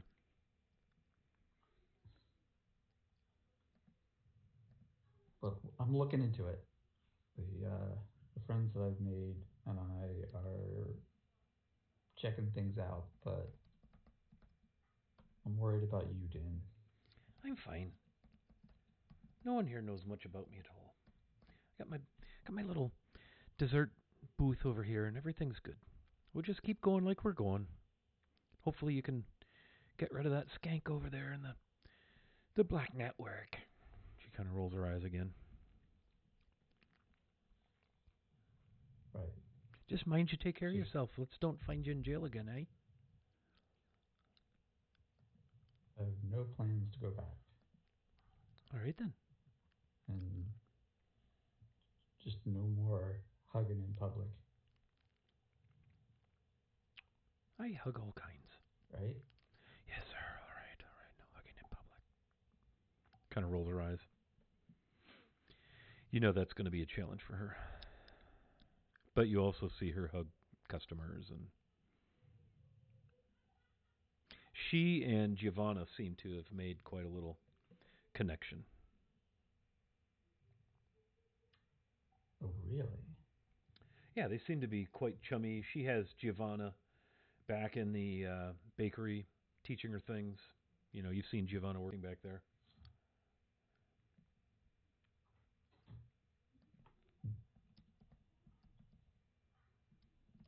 All right, well,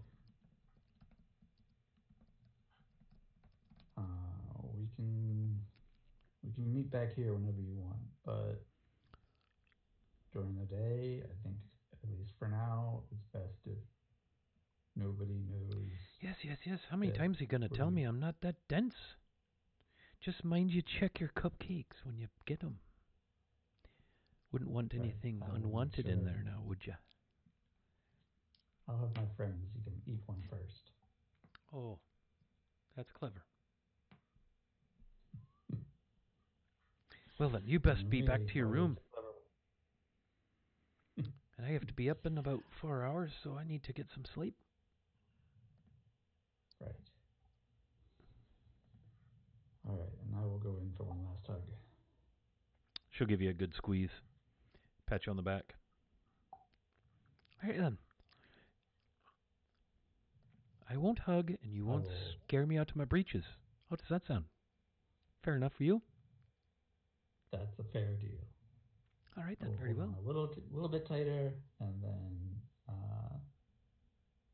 I will walk out. Yeah. And I will hide again and watch her go. Yeah, she waits a couple of minutes and then walks out with the sword in her hand, just walking. And she goes in the back door of the Teshford Arms. Okay. Nobody else is back around? in through the kitchen entrance. No, you don't see anybody. All quiet on the western front. Yep. All right, then I will head back to my room. All right, perfect.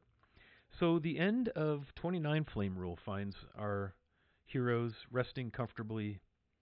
Ronvin is, again, continuing to rest. Algernon is passed out. Fragile is doing goodness knows what. Gears is on the porch. Calavera is turning over the events of the day, the stories in her mind, with angst and familiarity, yet nothing concrete. And so we draw this segment of our game this evening to a close while we take a 5-minute break. How does that sound, everybody? Can we do that? All right, we're just going to take a quick 5, and we will be back. It's about 9:15. It'll be before 9:20 when we come back. So we'll see you all super shortly. Hang loose.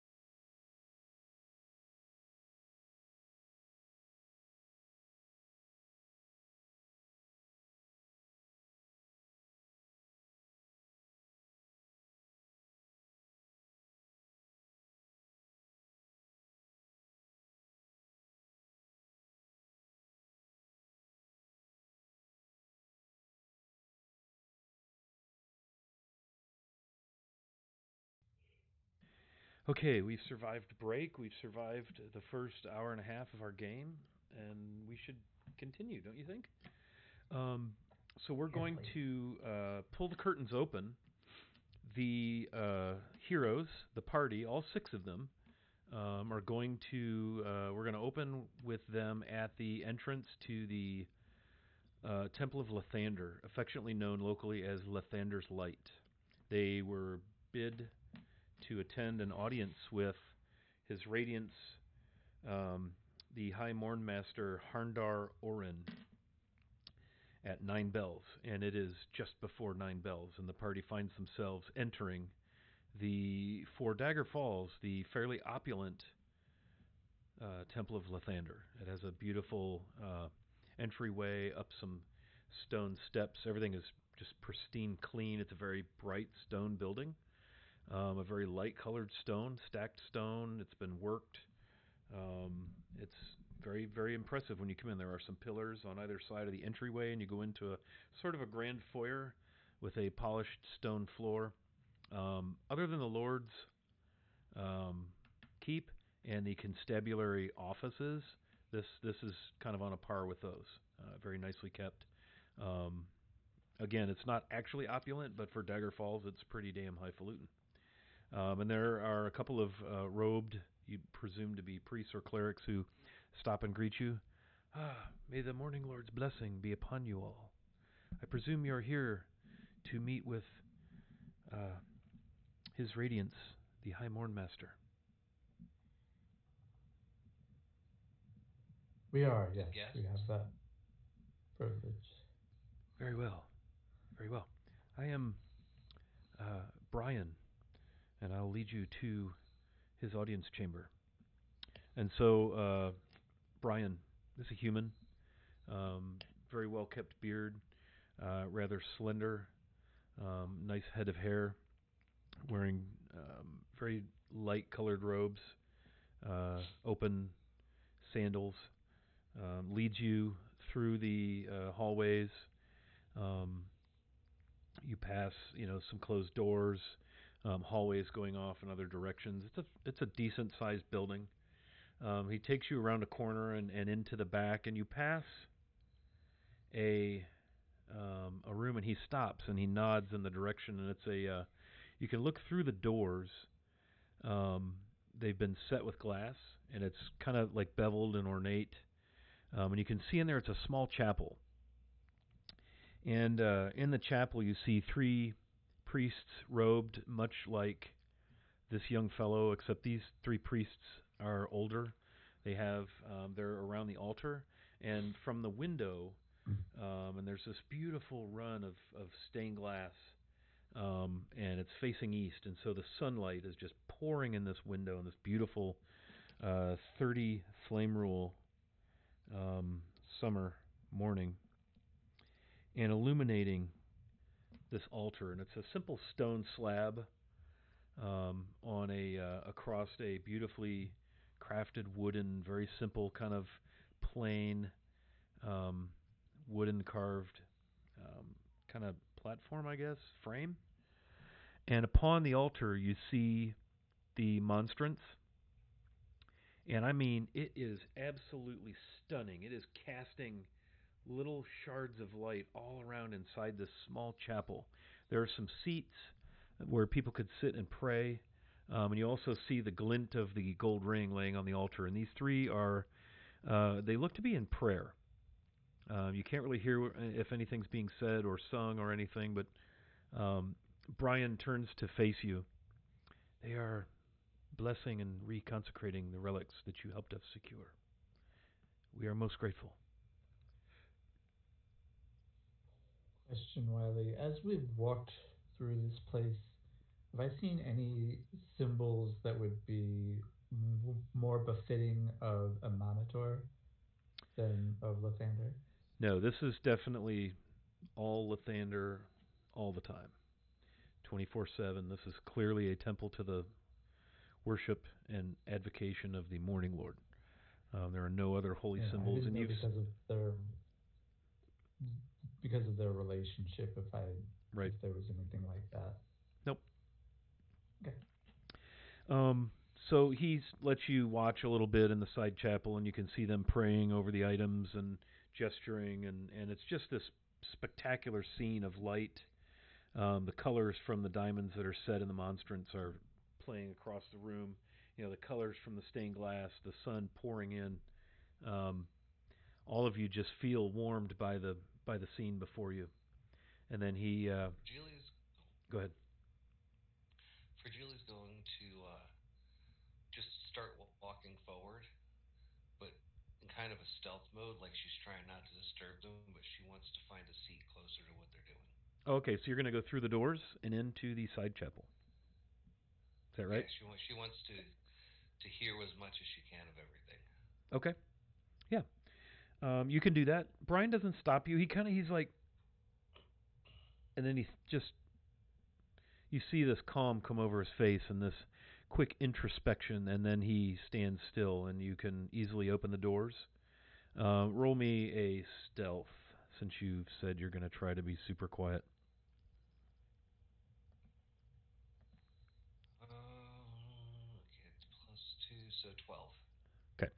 Yeah, so you pull the doors open, um, and immediately you hear low vocalizations from someone up front. There are a number of plain wooden uh, benches, no backs or anything, just very Spartan. And there's about 4 rows of them. They're only about 8 feet long. There's one on either side of the aisle. This is not a large chamber, maybe 30 by 30 altogether. They're up on the stone floor is tiled and raised, and then the altar is on top of that, kind of a dais, and they're all standing around praying over these artifacts. Yeah, I'm just going to find a seat in the back seat, and Yeah. I'm going to be totally into what they're doing. Okay. Does anybody else follow her in, or do you wait in the hallway? So the doors closed behind her? Yeah. Yeah. Okay, as they go to close, I would step through them. Okay. And I'm just gonna stand right inside the doors and watch. Yeah, I think Calavera chooses to stay in the hall. Okay. Like the way that she's just kind of standing, like looking around at everything, like it's kind of obvious that she feels pretty out of place right now. Okay. Ronvin kind of looks at you, cocks her head. Are you okay? No, yeah, it's just I don't know. It's weird. Like,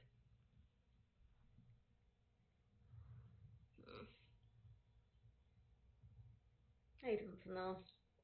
That's fair. I mean, it's a nice place. It's very shiny. Mm-hmm.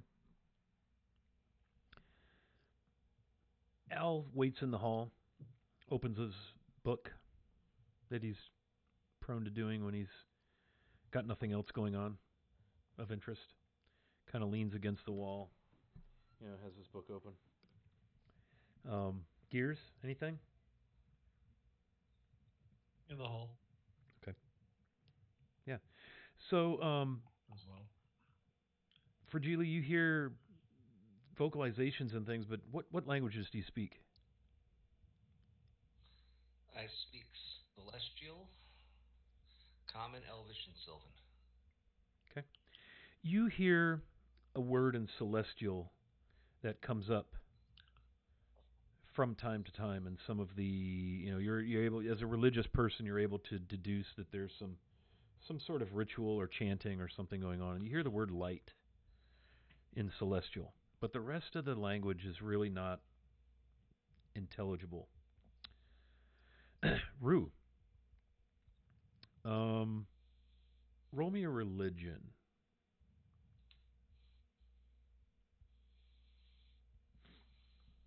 That is a dirty 20. Okay. First good roll of the night. There were a couple of words that the person that you met in jail who taught you about a monitor, you're Mhm. confident. You hear some words that sound familiar to some of the prayers you were taught to a monitor, and you also are hearing words like light and morning and peace and radiance. In your sense is that they are speaking in their religious language of Lathander, and because of the closeness between a monitor and Lathander, you're recognizing like some root words. You're not able to determine what it is exactly they're saying, but you're hearing words that your radiance comes to mind, and light comes to mind, and morning comes to mind, and so your sense, um, Imagine I heard some of those words as a child too. yes, yeah, your sense is that they are probably trying to restore some sacredness to these artifacts. They're probably seeing that they were treated profanely, and they're trying to cleanse and um, sanctify them. For Gila, you get the sense that they're obviously trying some sort of sanctification or purification, and all you're getting is light and celestial. It leaves you, as you sit there, and I don't know how long you plan to sit there, but one of them will kind of turn and look over their shoulder and slowly nod and regard you, and then go back to what they're doing. But you just this peace and warmth steals over you, and even though this is not your matron, your patron Fragile, you feel a sense of comfort here. Rue, big time. Big time. Yeah. You're very happy you've come to witness.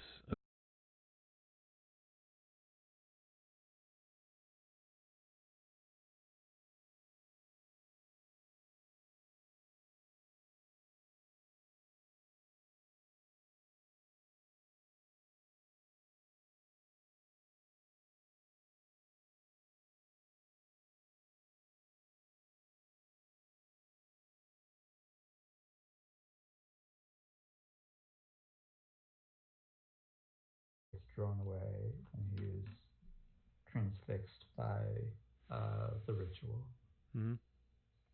and you, not paying really much attention to Fragile anymore. you most definitely feel.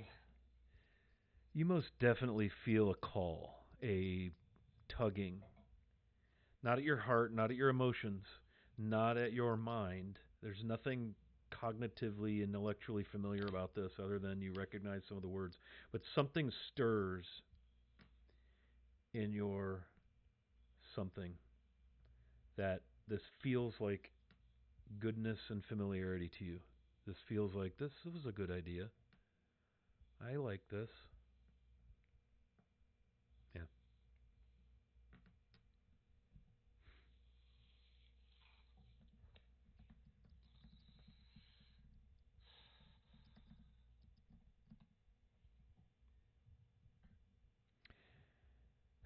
How long do you sit and listen and witness the ritual?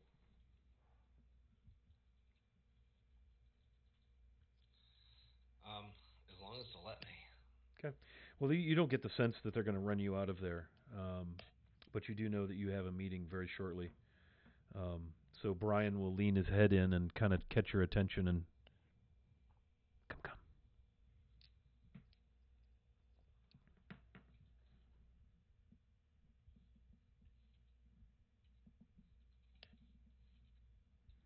And he kind of motions to have you exit the sanctuary.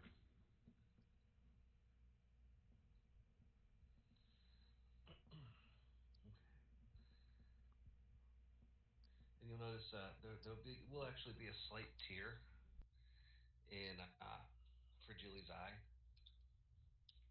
She'll just kind of wipe it if she comes out and You see, walk by, and she's gonna start just go ahead. singing a song. You see a small table near the doorway, and there are some small pieces of paper on it.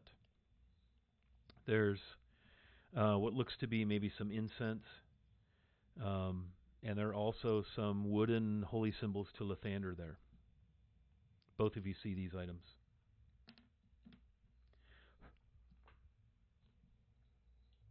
Okay. I'm gonna grab a piece of the incense. Okay. Brian looks at you knowingly and smiles, like, "Oh, good. I'm glad I let them go in there." You feel maybe that he thinks you've been evangelized or something. You know, that kind of look, like, oh, nice. I'm gonna smile at him, Yeah. just real like, thank you so much. It was very nice of you to let me witness that. I, I hope it was meaningful to you. It's a very important ritual they're performing to repurify the artifacts. And I'm gonna take that piece of incense, and the group will see me. I'm gonna pull out a little wooden box, and he's gonna see me stick it inside of that little wooden box and close it up and carefully put it away like it's something precious. After they have that conversation, I'm going to say to Brian, I'm going to motion to one of the one of the wooden symbols. Do you mind? May I? Oh, please, please. I think you should. If you feel called to do so, you should take one. And I will do so. And just kind of tuck it away somewhere. Very well. The the priests, one of them turns and looks back, and Brian nods, and they nod, and he closes the door, and he leads you on deeper into the temple, winding your way through. And finally, you come to a door, and it's a big double door, and there is a familiar person standing beside the door in the hallway, and it's the female. It is Tiffin, Tiffan, of the Eastern Sky, the paladin who bids you come to the audience. And she nods and smiles. Good morning. May the morning Lord bless you and Hey, bless your day. how you doing, Tiff? Good morning. Just good to see you. His radiance is waiting inside. And Brian kind of motions as well and steps aside so that the party can enter. I'll make my way inside. Okay. So as you enter the room, and it's a simple wooden table, very long. You could probably put 20 people around this thing. And at one end, in a raised, beautifully ornate, carved wooden chair, has arms on it, and the back of it above the bald head of the gentleman seated in this chair, and it's above the level of the other chairs, is this beautiful ornate carving, like a three-dimensional sunrise. Much it's the holy symbol of Lathander, and as he sits, it's actually above him. It's the back of the chair, and you see seated across from one another at the table. You see Constable Zal and Lord Cormeril, and you see the dagger on the table between the three of them. They'll rise and face you and bid you good morning and gesture toward the seats. The paladin closes the doors behind you. There's incense burning at the very far end of the table in a small censer. There's a small container like a glass dish of what some clear liquid you would just assume is probably holy water. There are a few books on the table. There's a number of shelves with books and things behind where his radiance, the High Mornmaster Harndar Orin, is seated. Um, Please come, have a seat. Thank you all for coming. It's a strange circumstance that we find ourselves together, but I am grateful. It is, it is strange indeed. I will go and have a seat. Lord Cormeril smiles. Aye, it is good to see y'all. Glad you're doing well. You look well. It's quite a day yesterday. No doubt. Zal just kind of, "Ruh." He's the man of few words. Those two stood. His radiance, the High Morn Master, did not stand. He has a beautiful gold ring with a red inset of the holy symbol of Lathander on one hand, and he has a scepter kind of leaned against his chair. It's all gold and ornate. Um, you could tell this is big stuff for the for what it is. And they sit down. Zal and Cormeril do, and I presume each of you take a seat around the table. Absolutely. The incense itself has a sweetness, pleasant. It's not doesn't give you that in the back of your throat like some incenses do. It's aromatic and pleasant, almost like a spring morning. You'd swear you almost smell the remnants of rain and sunshine in the aroma.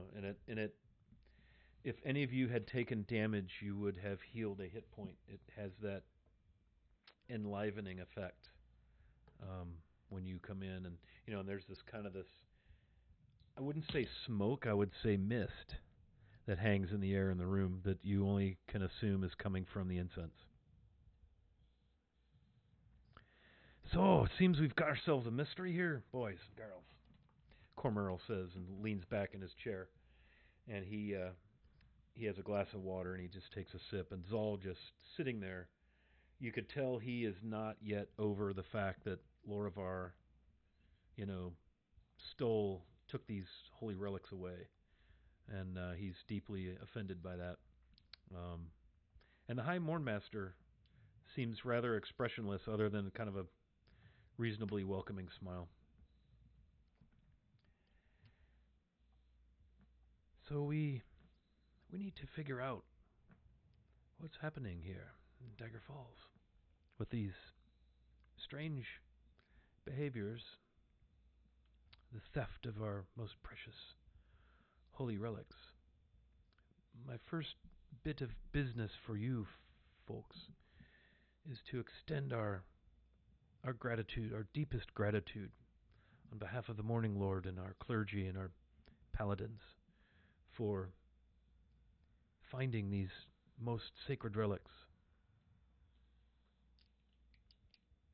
I assume at that point Algernon probably speaks up and, in his flowery way, asks for money. I'd say that's probably fair. Yes, we will reward you. As I said, these are sacred, ancient relics, and they're very dear to us. And so, as you exit the temple, Brian will see to it that each of you finds a purse with some platinum for your troubles. But while it is of the utmost importance to us that these relics be returned, now we must turn our attention to the nature of this item before us. Zal here, and he kind of looks at the paladin, the constable. And the paladin, the constable, if you recall, is a paladin of Lathander. And he is dressed like Tiffin of the Eastern Sky. Same color cape, same ornate breastplate. He's not in his constabulary gear. The constable tells me that you had a moment or two with the dagger. Were you able to learn anything of it? Of its nature? Of its power? It's a rather curious item. And he kind of sits back. And Cormeril kind of leans forward and looks at the group. So, what makes it curious for you? What stands out? Well, it's a beautiful item. It's well crafted. But there's something clearly magical about this item. I assume that, and he looks at Algernon, that you were able to deduce the same? No?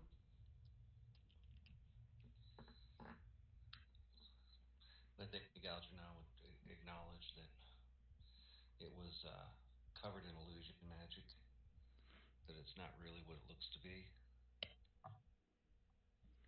And as Al is going through this description of the fact that he tried to detect magic on it, and if if memory serves, he actually tried to identify the item, didn't he?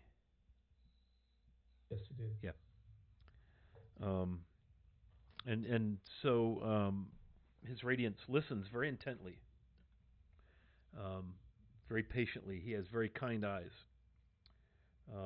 Where Zal is impatient and rather hardened and rather clearly judge, jury, and executioner, this fellow is has a quite different posture about him. Yes, we were able to determine the same. I'd hoped to learn more from you. We were only able to determine that this item is enchanted with a strong duimer of illusion magics as well. But any and all attempts to identify it by anyone here have fallen short of telling us much of anything about this weapon. What's troubling is Lorivar's demeanor. And Zal kind of snorts. Cormero nods. And at some point, Cormero finally kind of holds a hand up to Lord Zal, or to Lord Zal, to Constable Zal. That half-elf has been acting mighty strange. He's a fine boy. Caredy Willow about raised him, got him on the straight and narrow. So for him to make off with these artifacts is it's not right. How would you say he was with this blade?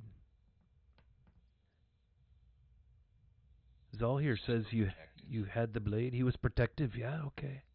You had the blade out, and he came and retrieved it. No. Yes, he was quite upset that we even looked at it. You see Cormero and Harndar Oren exchange knowing looks. Hey, that's been our experience as well. See, his radiance took the blade to the boy, where they've got him detained here, and I can assure you he's in fine health. And he kind of looks over at Zal real quick. He's fine. We're in the house of the Morning Lord here. Nothing evil will be done. But at any rate, and his radiance kind of holds his hand up and interrupts Cormero. So I did have the blade. I took it to Lorivar to see his reaction and how his demeanor with me. And he grew hostile, rushed at me. Now he's confined, so he certainly could not do me any harm, but that is unlike him. So we all believe that there is more to this weapon than meets the eye. Now, Lord Cormero here tells me that you are, and he kind of stops and considers his words, under his direction as agents of some sort. Would that be fair? We are happy to help in any way we can.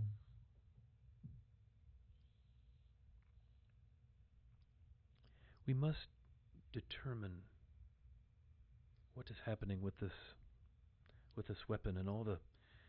Zal here explained all of the strange things. There was a plant that came out of nowhere and came alive and attacked you. Is that correct? And he looks around very quickly at the party.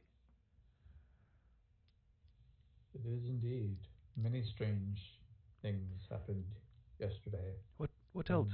Do tell. I should like to hear it from you. There was meat that went suddenly rancid. There was wine that turned to vinegar.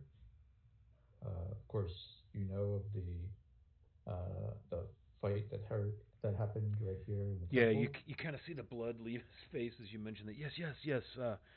Lord Tiffin handled that herself, masterfully, I must say, but still troubling.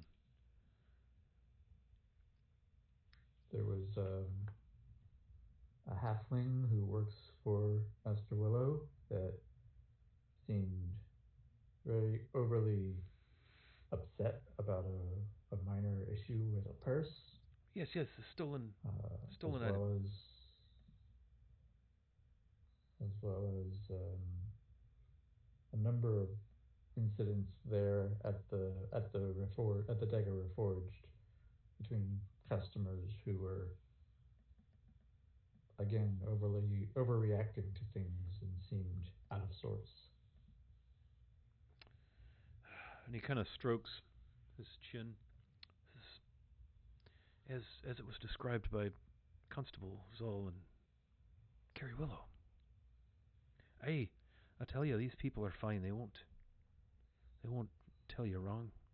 You're most radiant.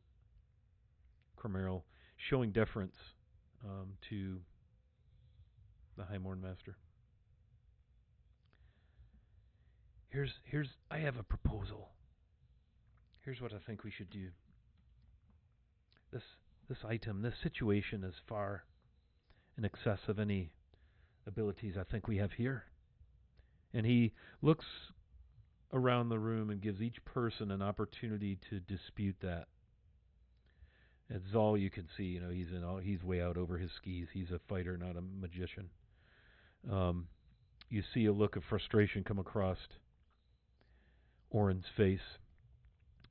Even Algernon kind of tilts his head and begrudgingly, yeah. There's one I think can help us here. It'll take a bit to get him here, but I can do it. And maybe we can meet over in the Lard's Keep here in a bit when he gets here. But I think I'll reach out to the Harpers and have them summoned. So why don't we roll perception, anybody who's looking around the room. So why don't we convene, say, in an hour or so at the Lard's Keep, and we'll see if we can get some answers. He looks at Zal and he goes, why don't you bring the weapon? And he kind of bows in deference. Your Radiance, High Morn Master, you best come as well. And Orin nods. How do we do on perceptions? I got a 2. I got a 16. 8. Rue, how did you do? I didn't hear your... 8. Sorry about that. So, Okay. Calavera, you are perceptive. I am perceptive this time. When Cormeril said he was going to reach out to the Harpers to connect with this individual, you noticed Algernon quickly looked in the direction of Cormeril and then looked away, and you would swear the color of his face, the blood kind of left his face for a moment. He had a reaction to that. Okay. So how about that then? About 2 hours, I can have this expert here come help us figure out what to do with this, all the strange things going on, and we're all of a mind here. And he looks at Zal and Harndar Orin. We're all of a mind here that this here dagger's got something serious to do with us. May I ask who this expert is that you would like to consult? Oh, yes, of course.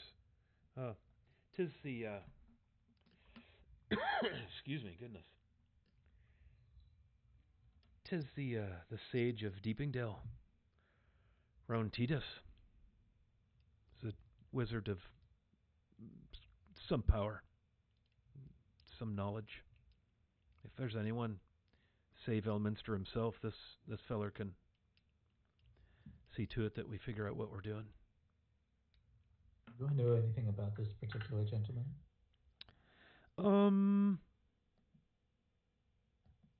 Roll history.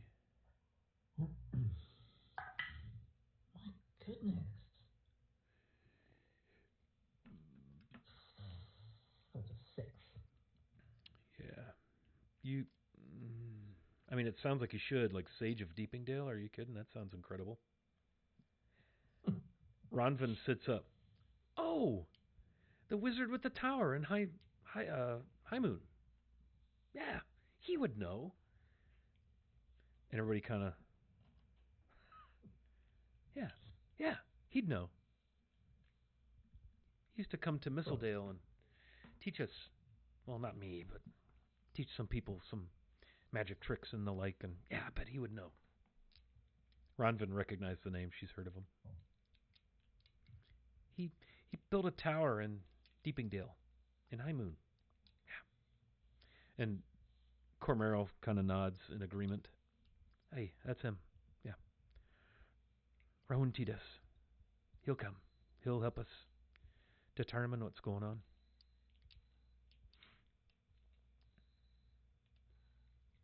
So give us a couple hours. Pick up your reward there. We'll see you at the Lard's Keep.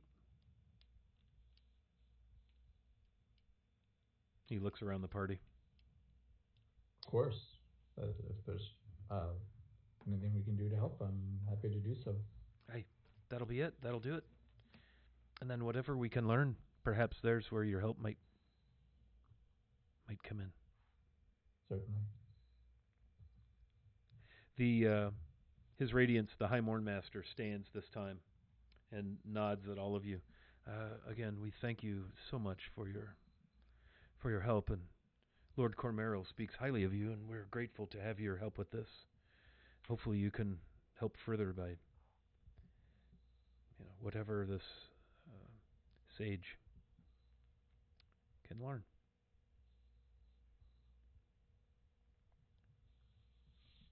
Very well. Okay.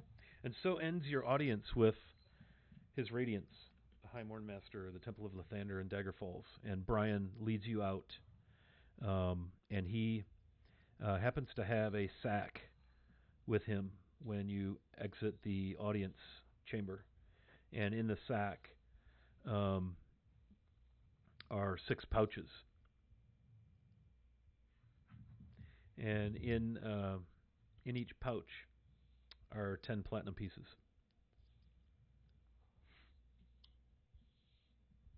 Nice. Don't mind if I do. As Brian goes to give me my pouch, I will just say, why don't you keep that and consider it a donation back to the temple? Oh, well, most grateful, Master. Thank you. That's most thoughtful. Roll perception to see if he does this. What do you try? Oh, you're not hiding it? Okay. No. Okay. Okay. Al does not donate his 10 platinum. Really? Are you sure? Oh, that sounds a little out of character, though. I don't know. Okay. And he escorts you back outside, and it is a beautiful, beautiful morning. You see the source now of the sunlight that was pouring in that stained glass window in the little side chapel. And your next stop would be the Lord's Keep. Is there anything you feel like you need to do on the way? Any conversation you'd like to have? I think so. So we're waiting for someone from the Harkers? Is this another group like the Zentara? Because most times I have heard of groups lately, it hasn't really been the best experience, and she just kind of looks at the others in the group.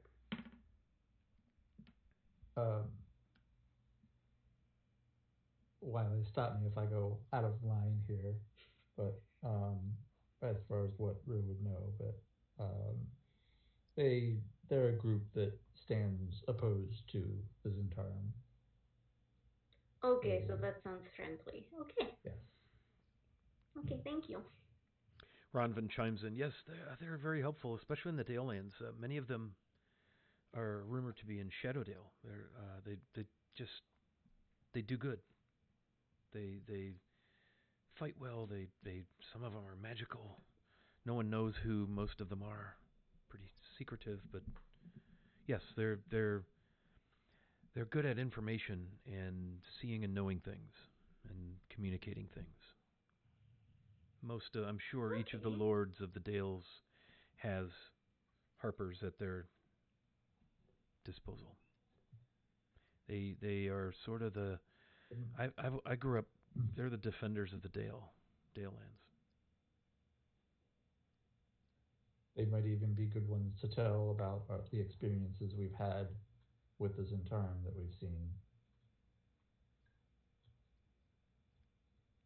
If most of the lords probably have contact with these harpers who are defenders of the Daleland and everything, then why did they hire us?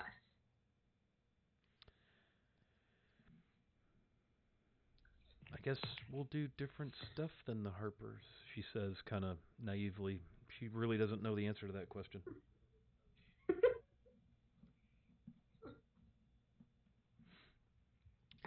So your couple of hours passes quite uneventfully, and you make your way to the Lord's Keep to have your audience with Cormero Zal, his Radiance, and this Rowan-Tidis.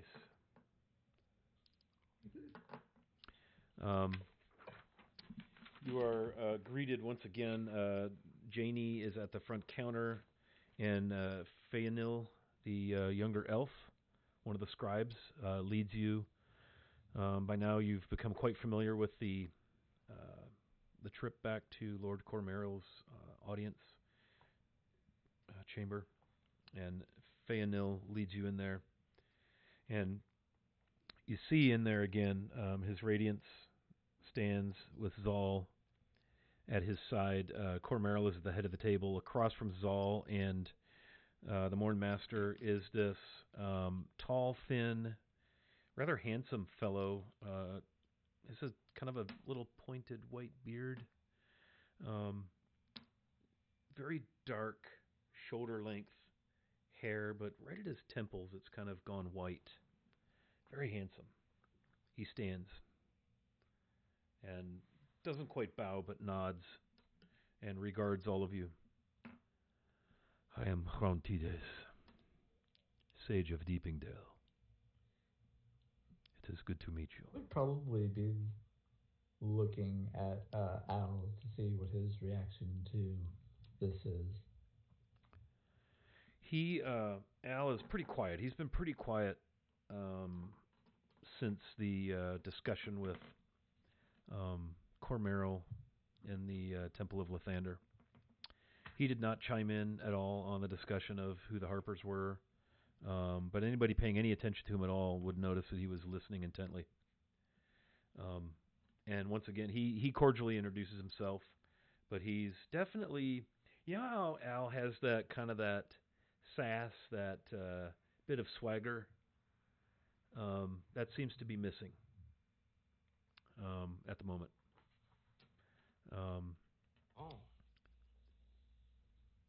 Piercing blue eyes on this fellow, and he regards each of you.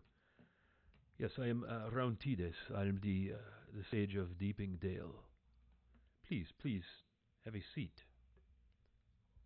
Who has this dagger, this weapon? And you see Zal pull a sack from his belt, and he's got this white velvet wrapping, and he lays it on the table, and he very carefully unfolds it, and you're all kind of like, oh, come on, just open the thing. You know, he's very meticulous. Everybody's kind of leaned in watching. And the sage Rowan-Tidis stands. Would you mind if I inspect this weapon? And we don't know anything. His radiance nods, and everybody looks around. Yeah, and he nods at anybody who responds to him. Very well. And he picks it up very carefully, and he kind of turns it over in his hand. Looks at it very closely. I am For those of you who do not know me, I am the Lord Master of Magic to the Realms, Guardian Mage of Deepingdale. Some call me the Sage of Deepingdale, but I make it my business to know as much about spells and dweemers and magics as I might. This is quite an item. He turns it over and he's looking at it, and everybody's just watching him. Hey, what do you think it is there, Roundheatus? Have you got any idea? And, Cormeral's very a little animated, a little anxious. This thing's been causing quite some stir around here, And as the mage is looking at this, he sits down and he sets it on the table in front of him. And everyone around the table kind of chimes in and recounts the tale of what's been happening with the theft of the holy relics and Lorivar's brief delve into Lorivar's kind of redemption story, just for the point of what a great person he is. And here he is, seemingly being driven mad by something. The souring of the wine and the spoiling of the meats and the rancor that's been overtaking the Dagger Reforged, and apparently maybe that part of Daggerdale. The fight at the temple is recounted by Zal and the Morn Master. Well, I will make sure that I underline the point that the dagger's been there for several years, and the strange events have really only been over the past few days. Yes. How did this weapon come to find its way into Dagger Falls? Does anyone know where this has come from? Nobody seems to know. Recount the only thing that we heard is that Lorivar, who is the owner of a tavern in town, found it while he was adventuring. Very interesting. We don't know that. We only know that it appeared one day on the bar shortly after he bought the Dagger Reforged. It appeared, you say. He had a note. It appeared there was a note. That's the word. That's how it was described to us. A note. Does anyone recall what this note said? Was with the dagger. Zal kind of clears his throat. Go ahead. I believe it said something to the effect of, with this dagger,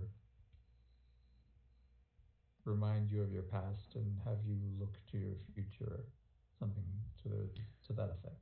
Zal nods and reaches into something inside of his armor and pulls out a piece of paper and unfolds it and slides it over. Here is the note, Lord. Roundheatus picks it up. Ah, yes, written in Elvish. Let this fine blade keep you ever mindful of the past and always looking to the future. Very curious. It's a beautiful weapon. Very, very magical indeed. I should like a bit of time with the weapon.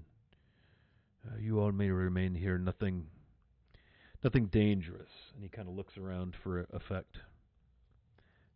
Nothing dangerous will transpire, but I should like to inspect it magically, if I may.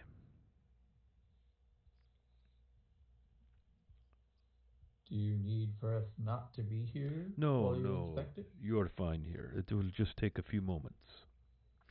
Al is intently watching, definitely focused in upon this wizard. I mean, the building could be on fire, and Al is going to sit and watch this guy, if this guy does anything. And so he goes through some ritual, very, very softly speaking to himself, making a few gestures. And he holds the dagger and closes his eyes while you all continue to kind of recount the story of what all has happened.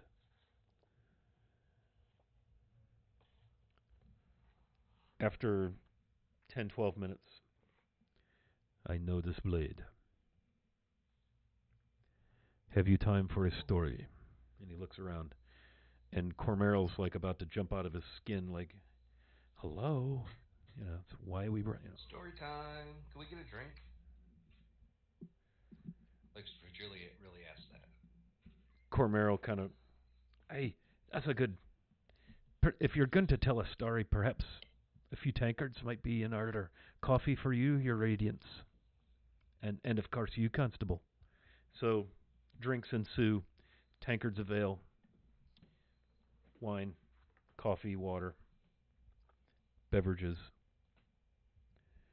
This blade is, it's quite amazing it has found its way here. It is not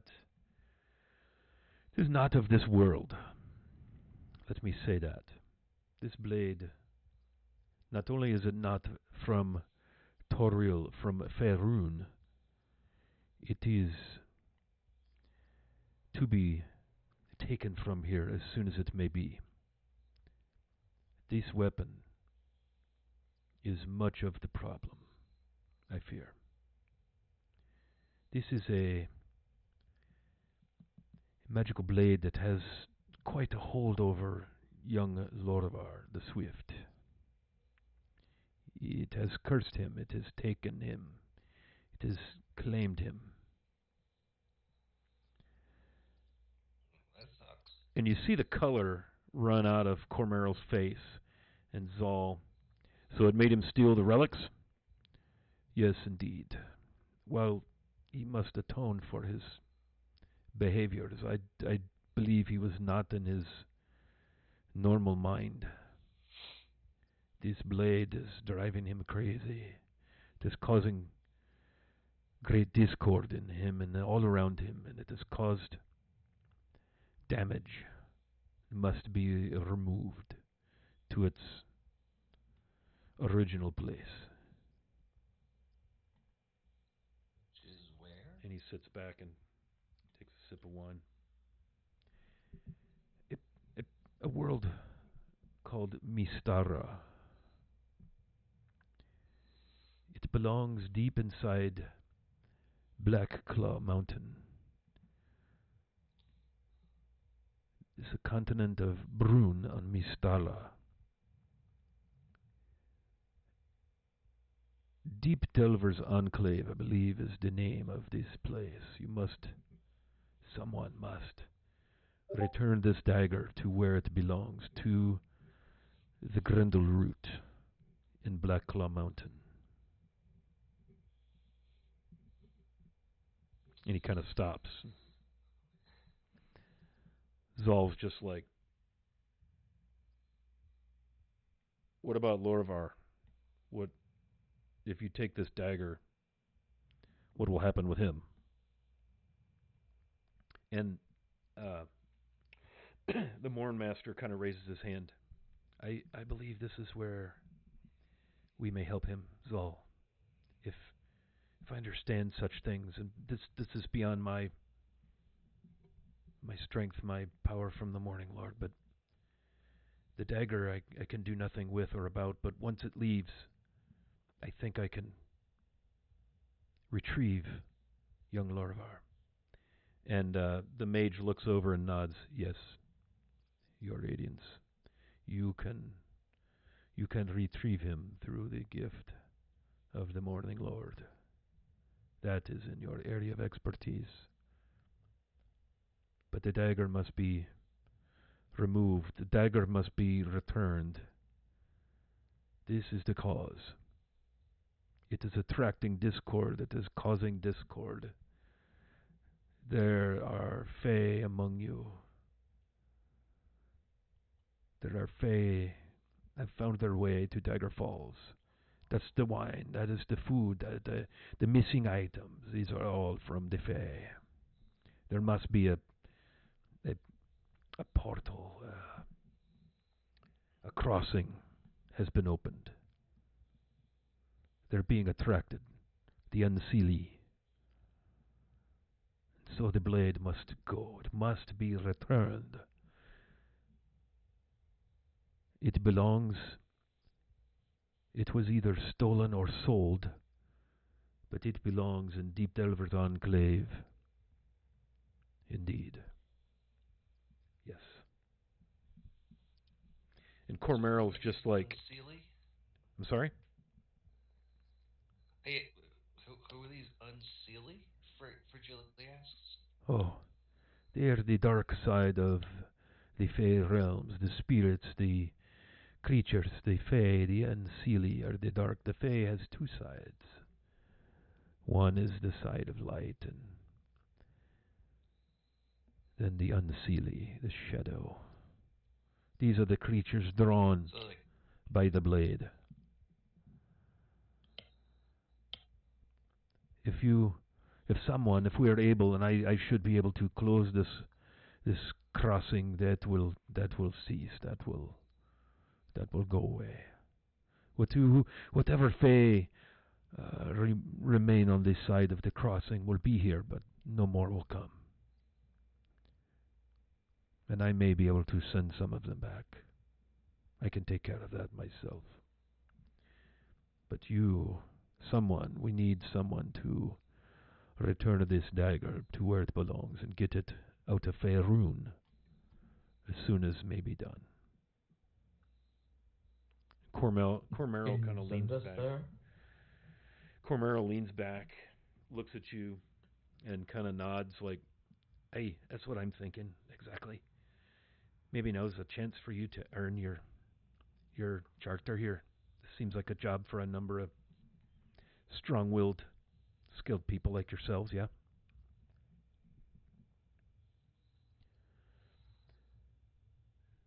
This sure. this place you're going,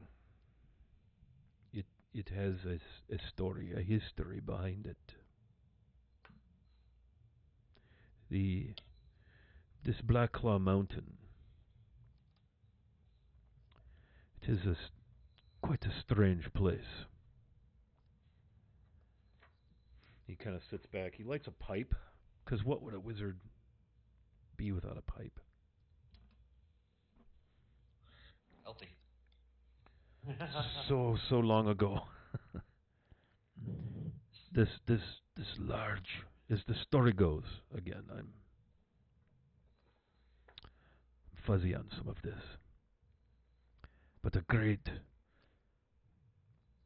crater rock struck Mistara millennia, so many millennia ago, killing everything on the planet. The ancients of Mistara say that this rock was a vessel. They believe this vessel was inhabited by these caretakers, and that they brought some great intelligence, great magic. And when this rock struck Mistara, a great black mountain was thrown up from the stone, from the ground. And that is the Black Claw Mountain. And it is a strange place. Some 6 centuries ago, a cabal of 9 very powerful wizards were drawn to this mountain. And they found that this large cavern inside of this mountain was a perfect place for them to do their magics, their evil, their dark machinations, and perfect their arts. And they grew to be archmages. There were 9 of them. They raised these thralls, the enslaved goblinoids, orcs, the creatures of the mountain, turned them dark, bent them to their will, and explored the inside of this mountain for some 300 years, using the slaves, building these tributes to themselves, to their own darkness, to their egos, these edifices. And yet it is said that they only touch the depths of what is in this Black Claw Mountain.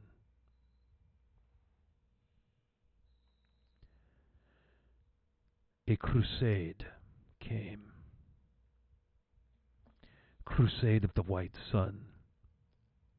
These priests and paladins and knights and Zal and the Morn Master, lean forward like, oh, this crusade came to end the cabal.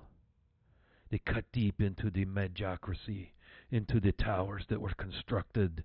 They broke down the magics. They brought the light of the White Sun and took over this dark city of Shadow Reach that was built by the magocracy, the Cabal of Nine. And for a time, the Order of the White Sun cleansed and resided in the Shadow Reach, the city of the mages, and used it as a place to take these spiritual missions into the depths of Black Claw Mountain, trying to rid it of its dark magics and dark creatures. But they only had 80 years of peace in Shadow Reach.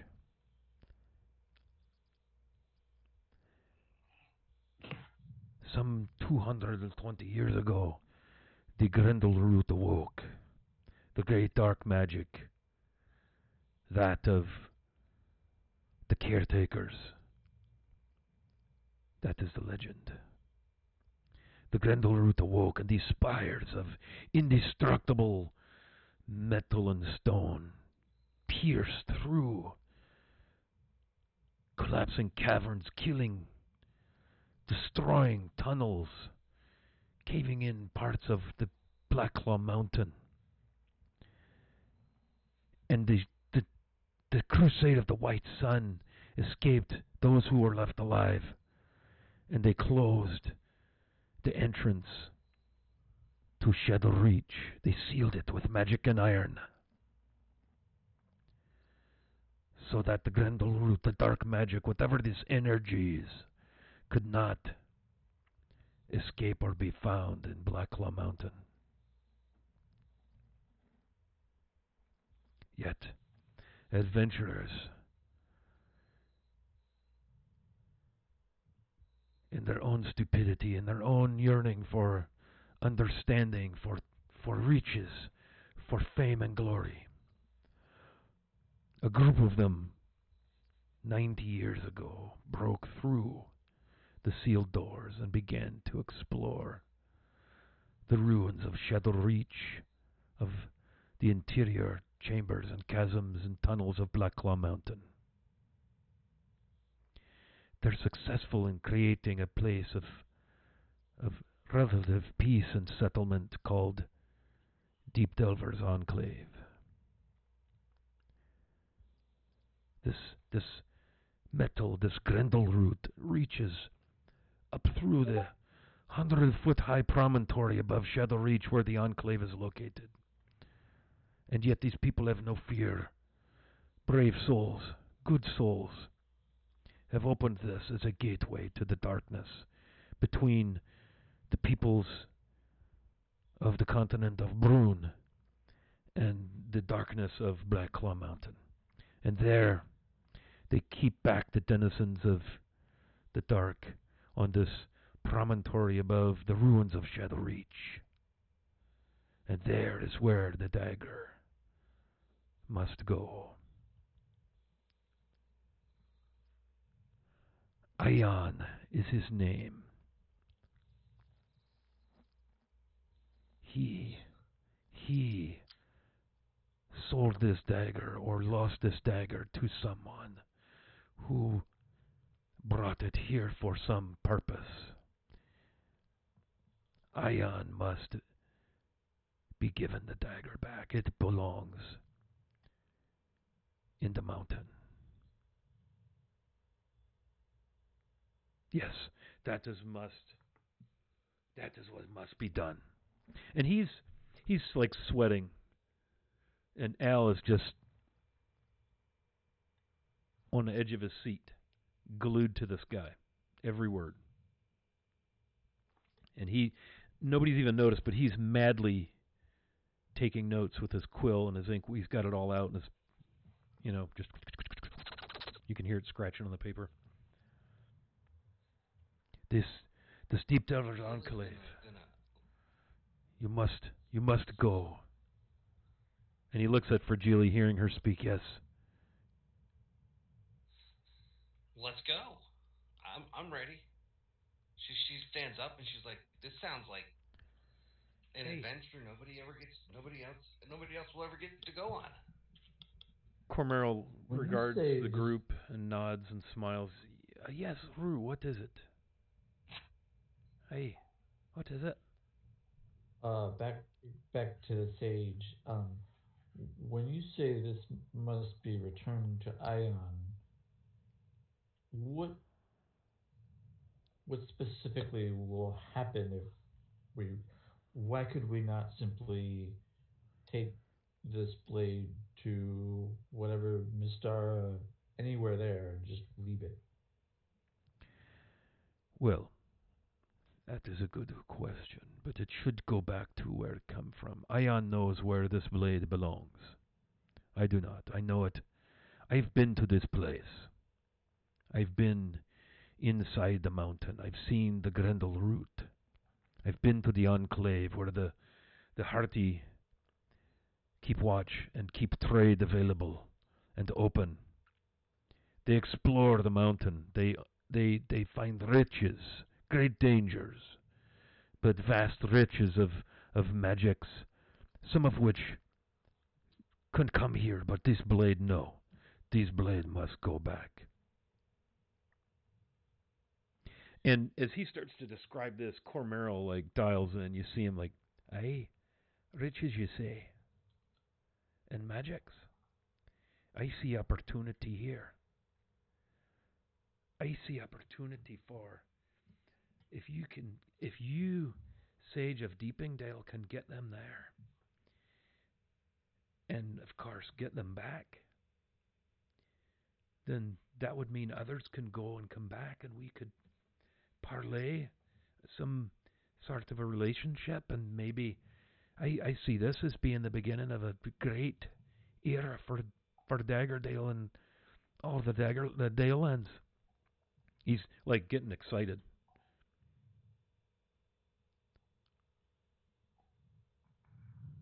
Jill is like, whatever makes you happy. I'm all for the adventure. I I do not arrange for a relationship between this place here and Deep Delvert Enclave, but there are good people there. There's much you could learn there. And he looks over at Al. There's great riches there. But what I do know is this blade must be returned to Ion. Ion's curios is where it came from. Someone or something brought it here. For what reason I do not know. But perhaps the Lord and his Harper friends can can investigate that while you are gone. If we are to carry this blade on this journey, what is to prevent it from driving us mad as Ah, it did yes. Mr. Lorbar?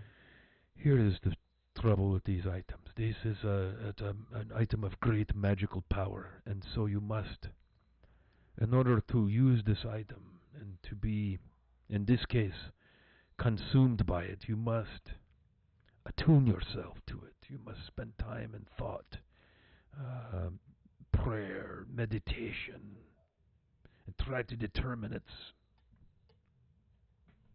power. This must be what happened with young Lordavar at some point. How long, he leans in, Lord, how long has he been this way?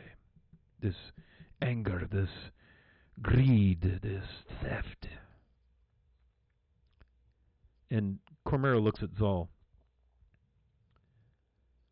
Well, this is a recent development. As a youth, a few years ago, he had some issues, but Carrie Willow cleaned him of that. But this has been a more recent, just weeks. days.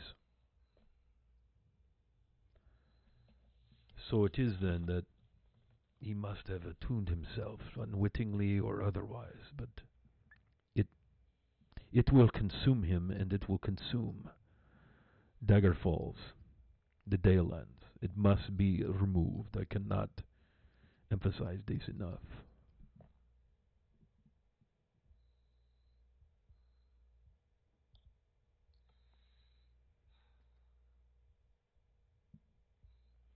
All right then. Here's what Sage of Deepingdale. You've been most helpful.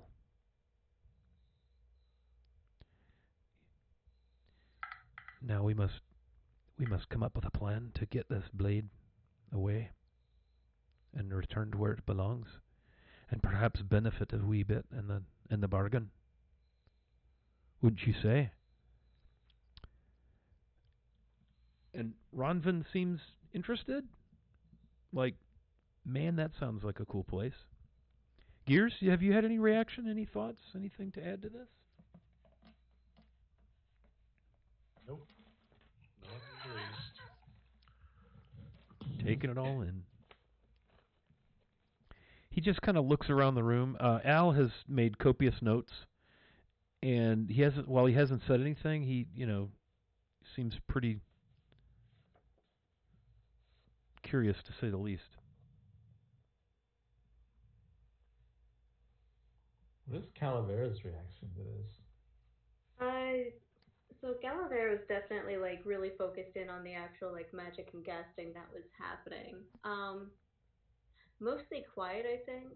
Just kind of like thinking about stuff. Um, I was gonna ask about the if we're gonna carry it, what can it do to us, sort of thing, too. Um, I guess the one thing that I keep trying to figure out is I guess the note. If someone brought it here for some reason, then I don't know. I'm guessing the note was some sort of a ruse to get Lorivar curious about this. Someone brought it and made it look like it was a gift for Lorivar. And you say this blade has been in Dagger Falls for 2 years, you say? Uh, I looked to Zal whenever He nods. shortly after the dagger reforged was Yes. bought by Lorivar. Yes, the blade showed up on the bar, presumably as a gift, with this note. And Carrie Willow crafted a. He kind of looks down in a little embarrassment. A beautiful case that's no longer functioning. And it's been on display over the bar for 2 years. Then this Master Lorivar must have attuned himself. That would explain all of this discord. This is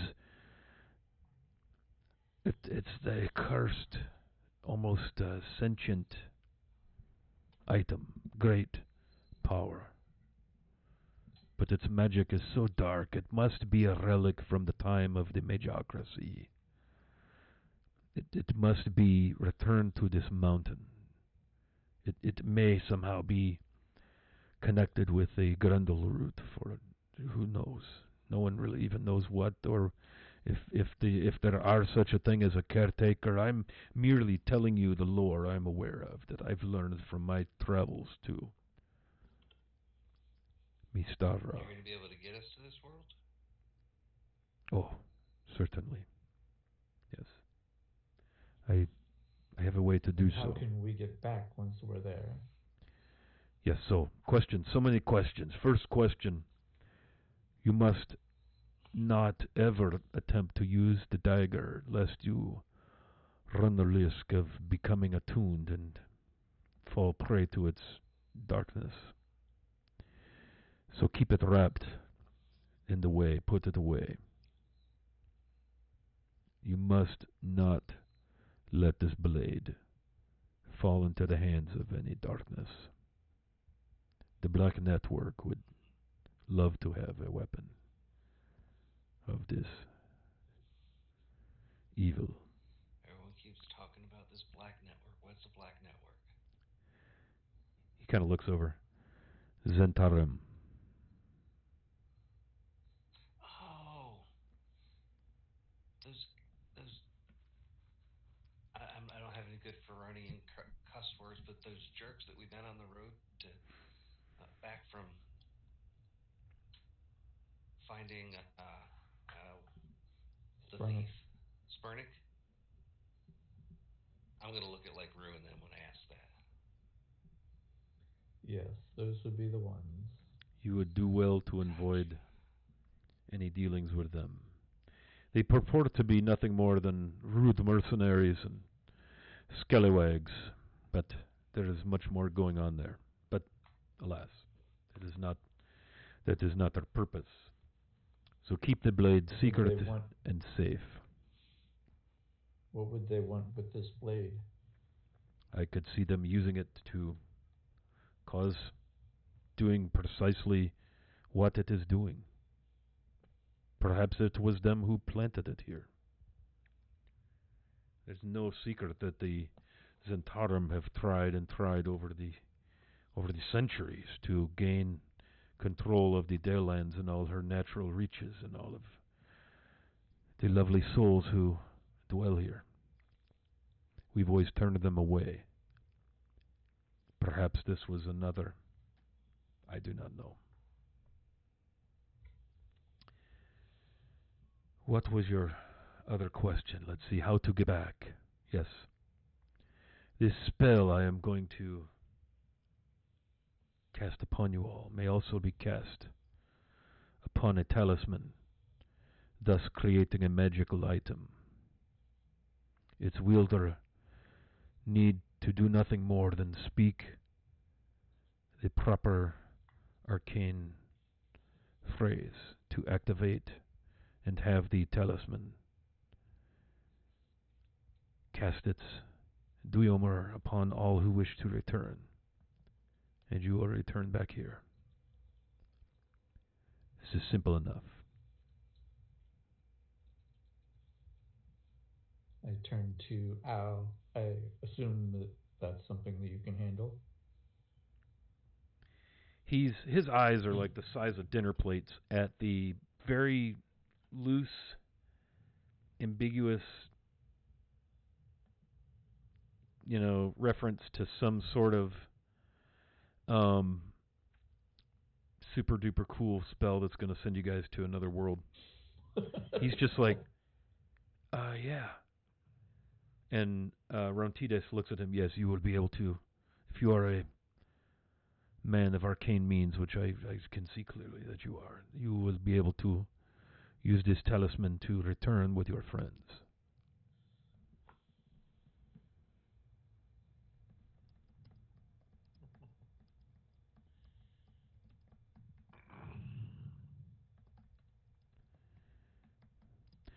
This spell, it will take you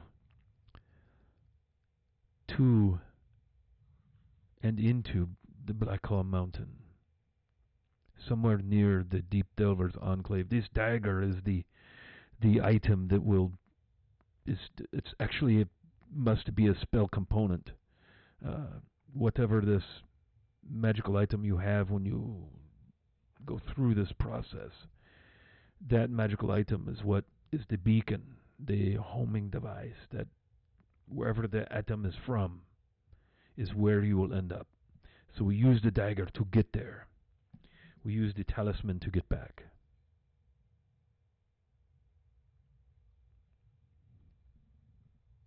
And while we are gone, you will close this portal and chase away whatever creatures you can that have come through it.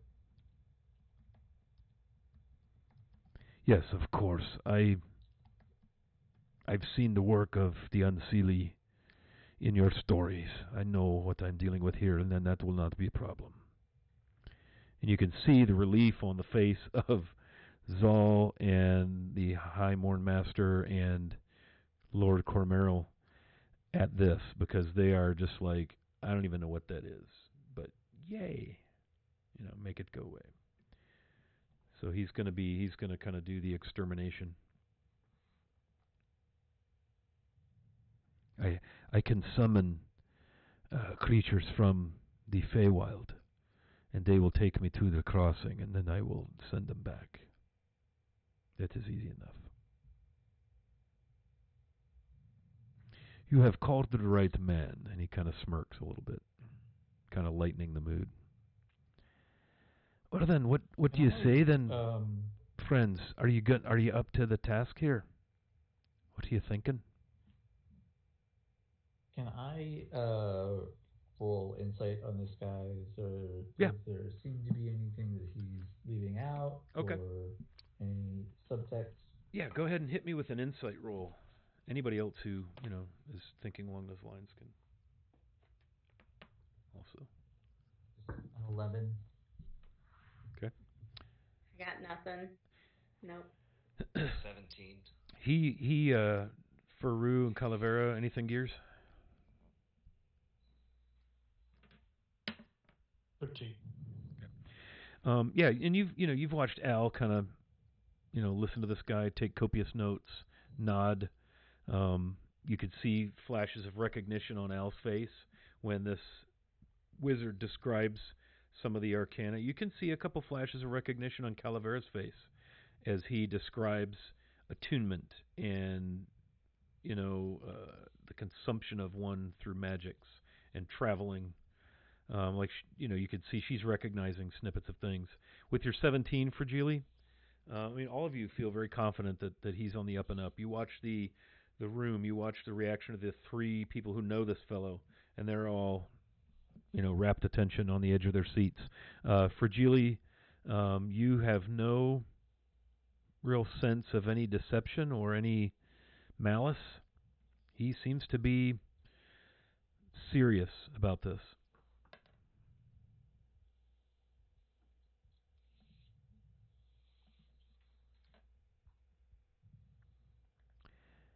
So what do you say? I'd say, perhaps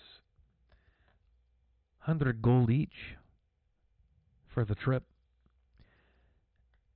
And I'll give the party another 100 gold each if you can start a little relationship while you're there. And he kind of measures his words. I'd like to see if we can maybe get some business going. Maybe you could make some friends and learn a few things about this. How long can they be there? Is there I'm down. a time? And he looks over at Roan Titus. Or there is no finders keepers. There is no time requirement. You get there when you get there, and then you come back when you decide to leave. Whatever you find there, that's your business. Don't be bringing back any dark magics again. But yeah, whatever you find on your trip, that's yours. But if you can find a way to make a few friends there that might be interested in setting something up with us, why, that might be worth talking about. So I'd give you another 100 apiece. The people that we're likely to find there, are they native to that plane? Are they of races like ours? Are they likely to speak our language? These are races like these are. It's another world in the prime material plane. So these are orcs and goblins and humans and little halflings and gnomes and just great evils like you would find here and great goodness like you would find here. It's a parallel, like the Fae is a parallel pocket planet world. I know, it's hard to understand, but yes, it will feel much like You're somewhere in the Faerun, only different. I see. Somewhere you've never been. But you will recognize creatures and humans and all of the like, yes. Same races and so forth. It is just like a sidestep to where we are now, sort of thing, right? Similar, just a little bit off. A sidestep, you say? Yeah, it exists. Like they have their own reality now, like we have here, and they are having theirs right now. And time is passing, and somewhere the dagger is missed. I'm sure Ion has is missed and is searching for this blade. This is a special blade that belongs in the mountain.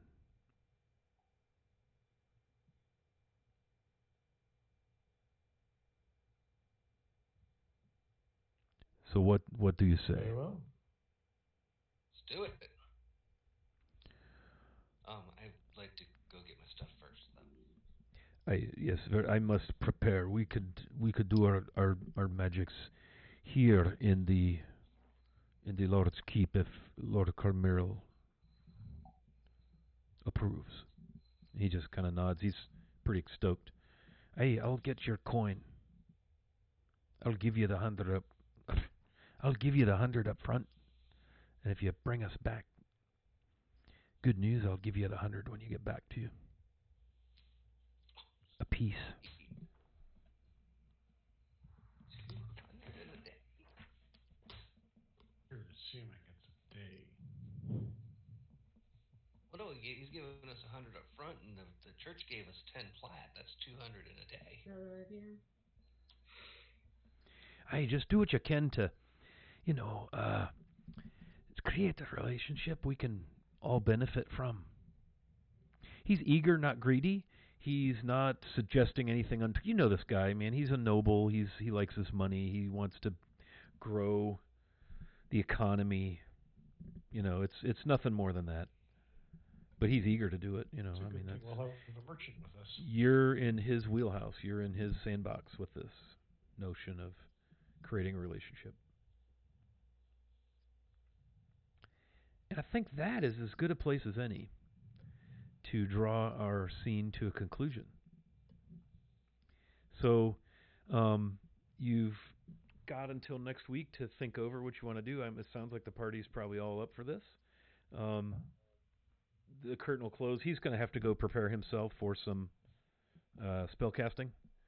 So he suggests that you round up your gear, and the like, and come back in say, couple hours. We'll have a meal and we'll get it going. Sounds good. All right. Phew, that was quite a session. 10 till 11. Sorry, I hope that wasn't Wow. too painful for y'all. That was quite the All right. word dump. Let's take a trip around the table here. Ladies first. For Julie, where can we find you? You can find Fragility or me at Buckethead Clunk on my social media. I don't have a very big footprint since my social media really kind of started when I started playing Twitch. I play a homebrew campaign that we roll up on Roll20. It's a Cormier-based campaign, but we are presently in the Rock of Brawl. Heading for Worlds Unknown so that none of my players can dig into lore that they don't know.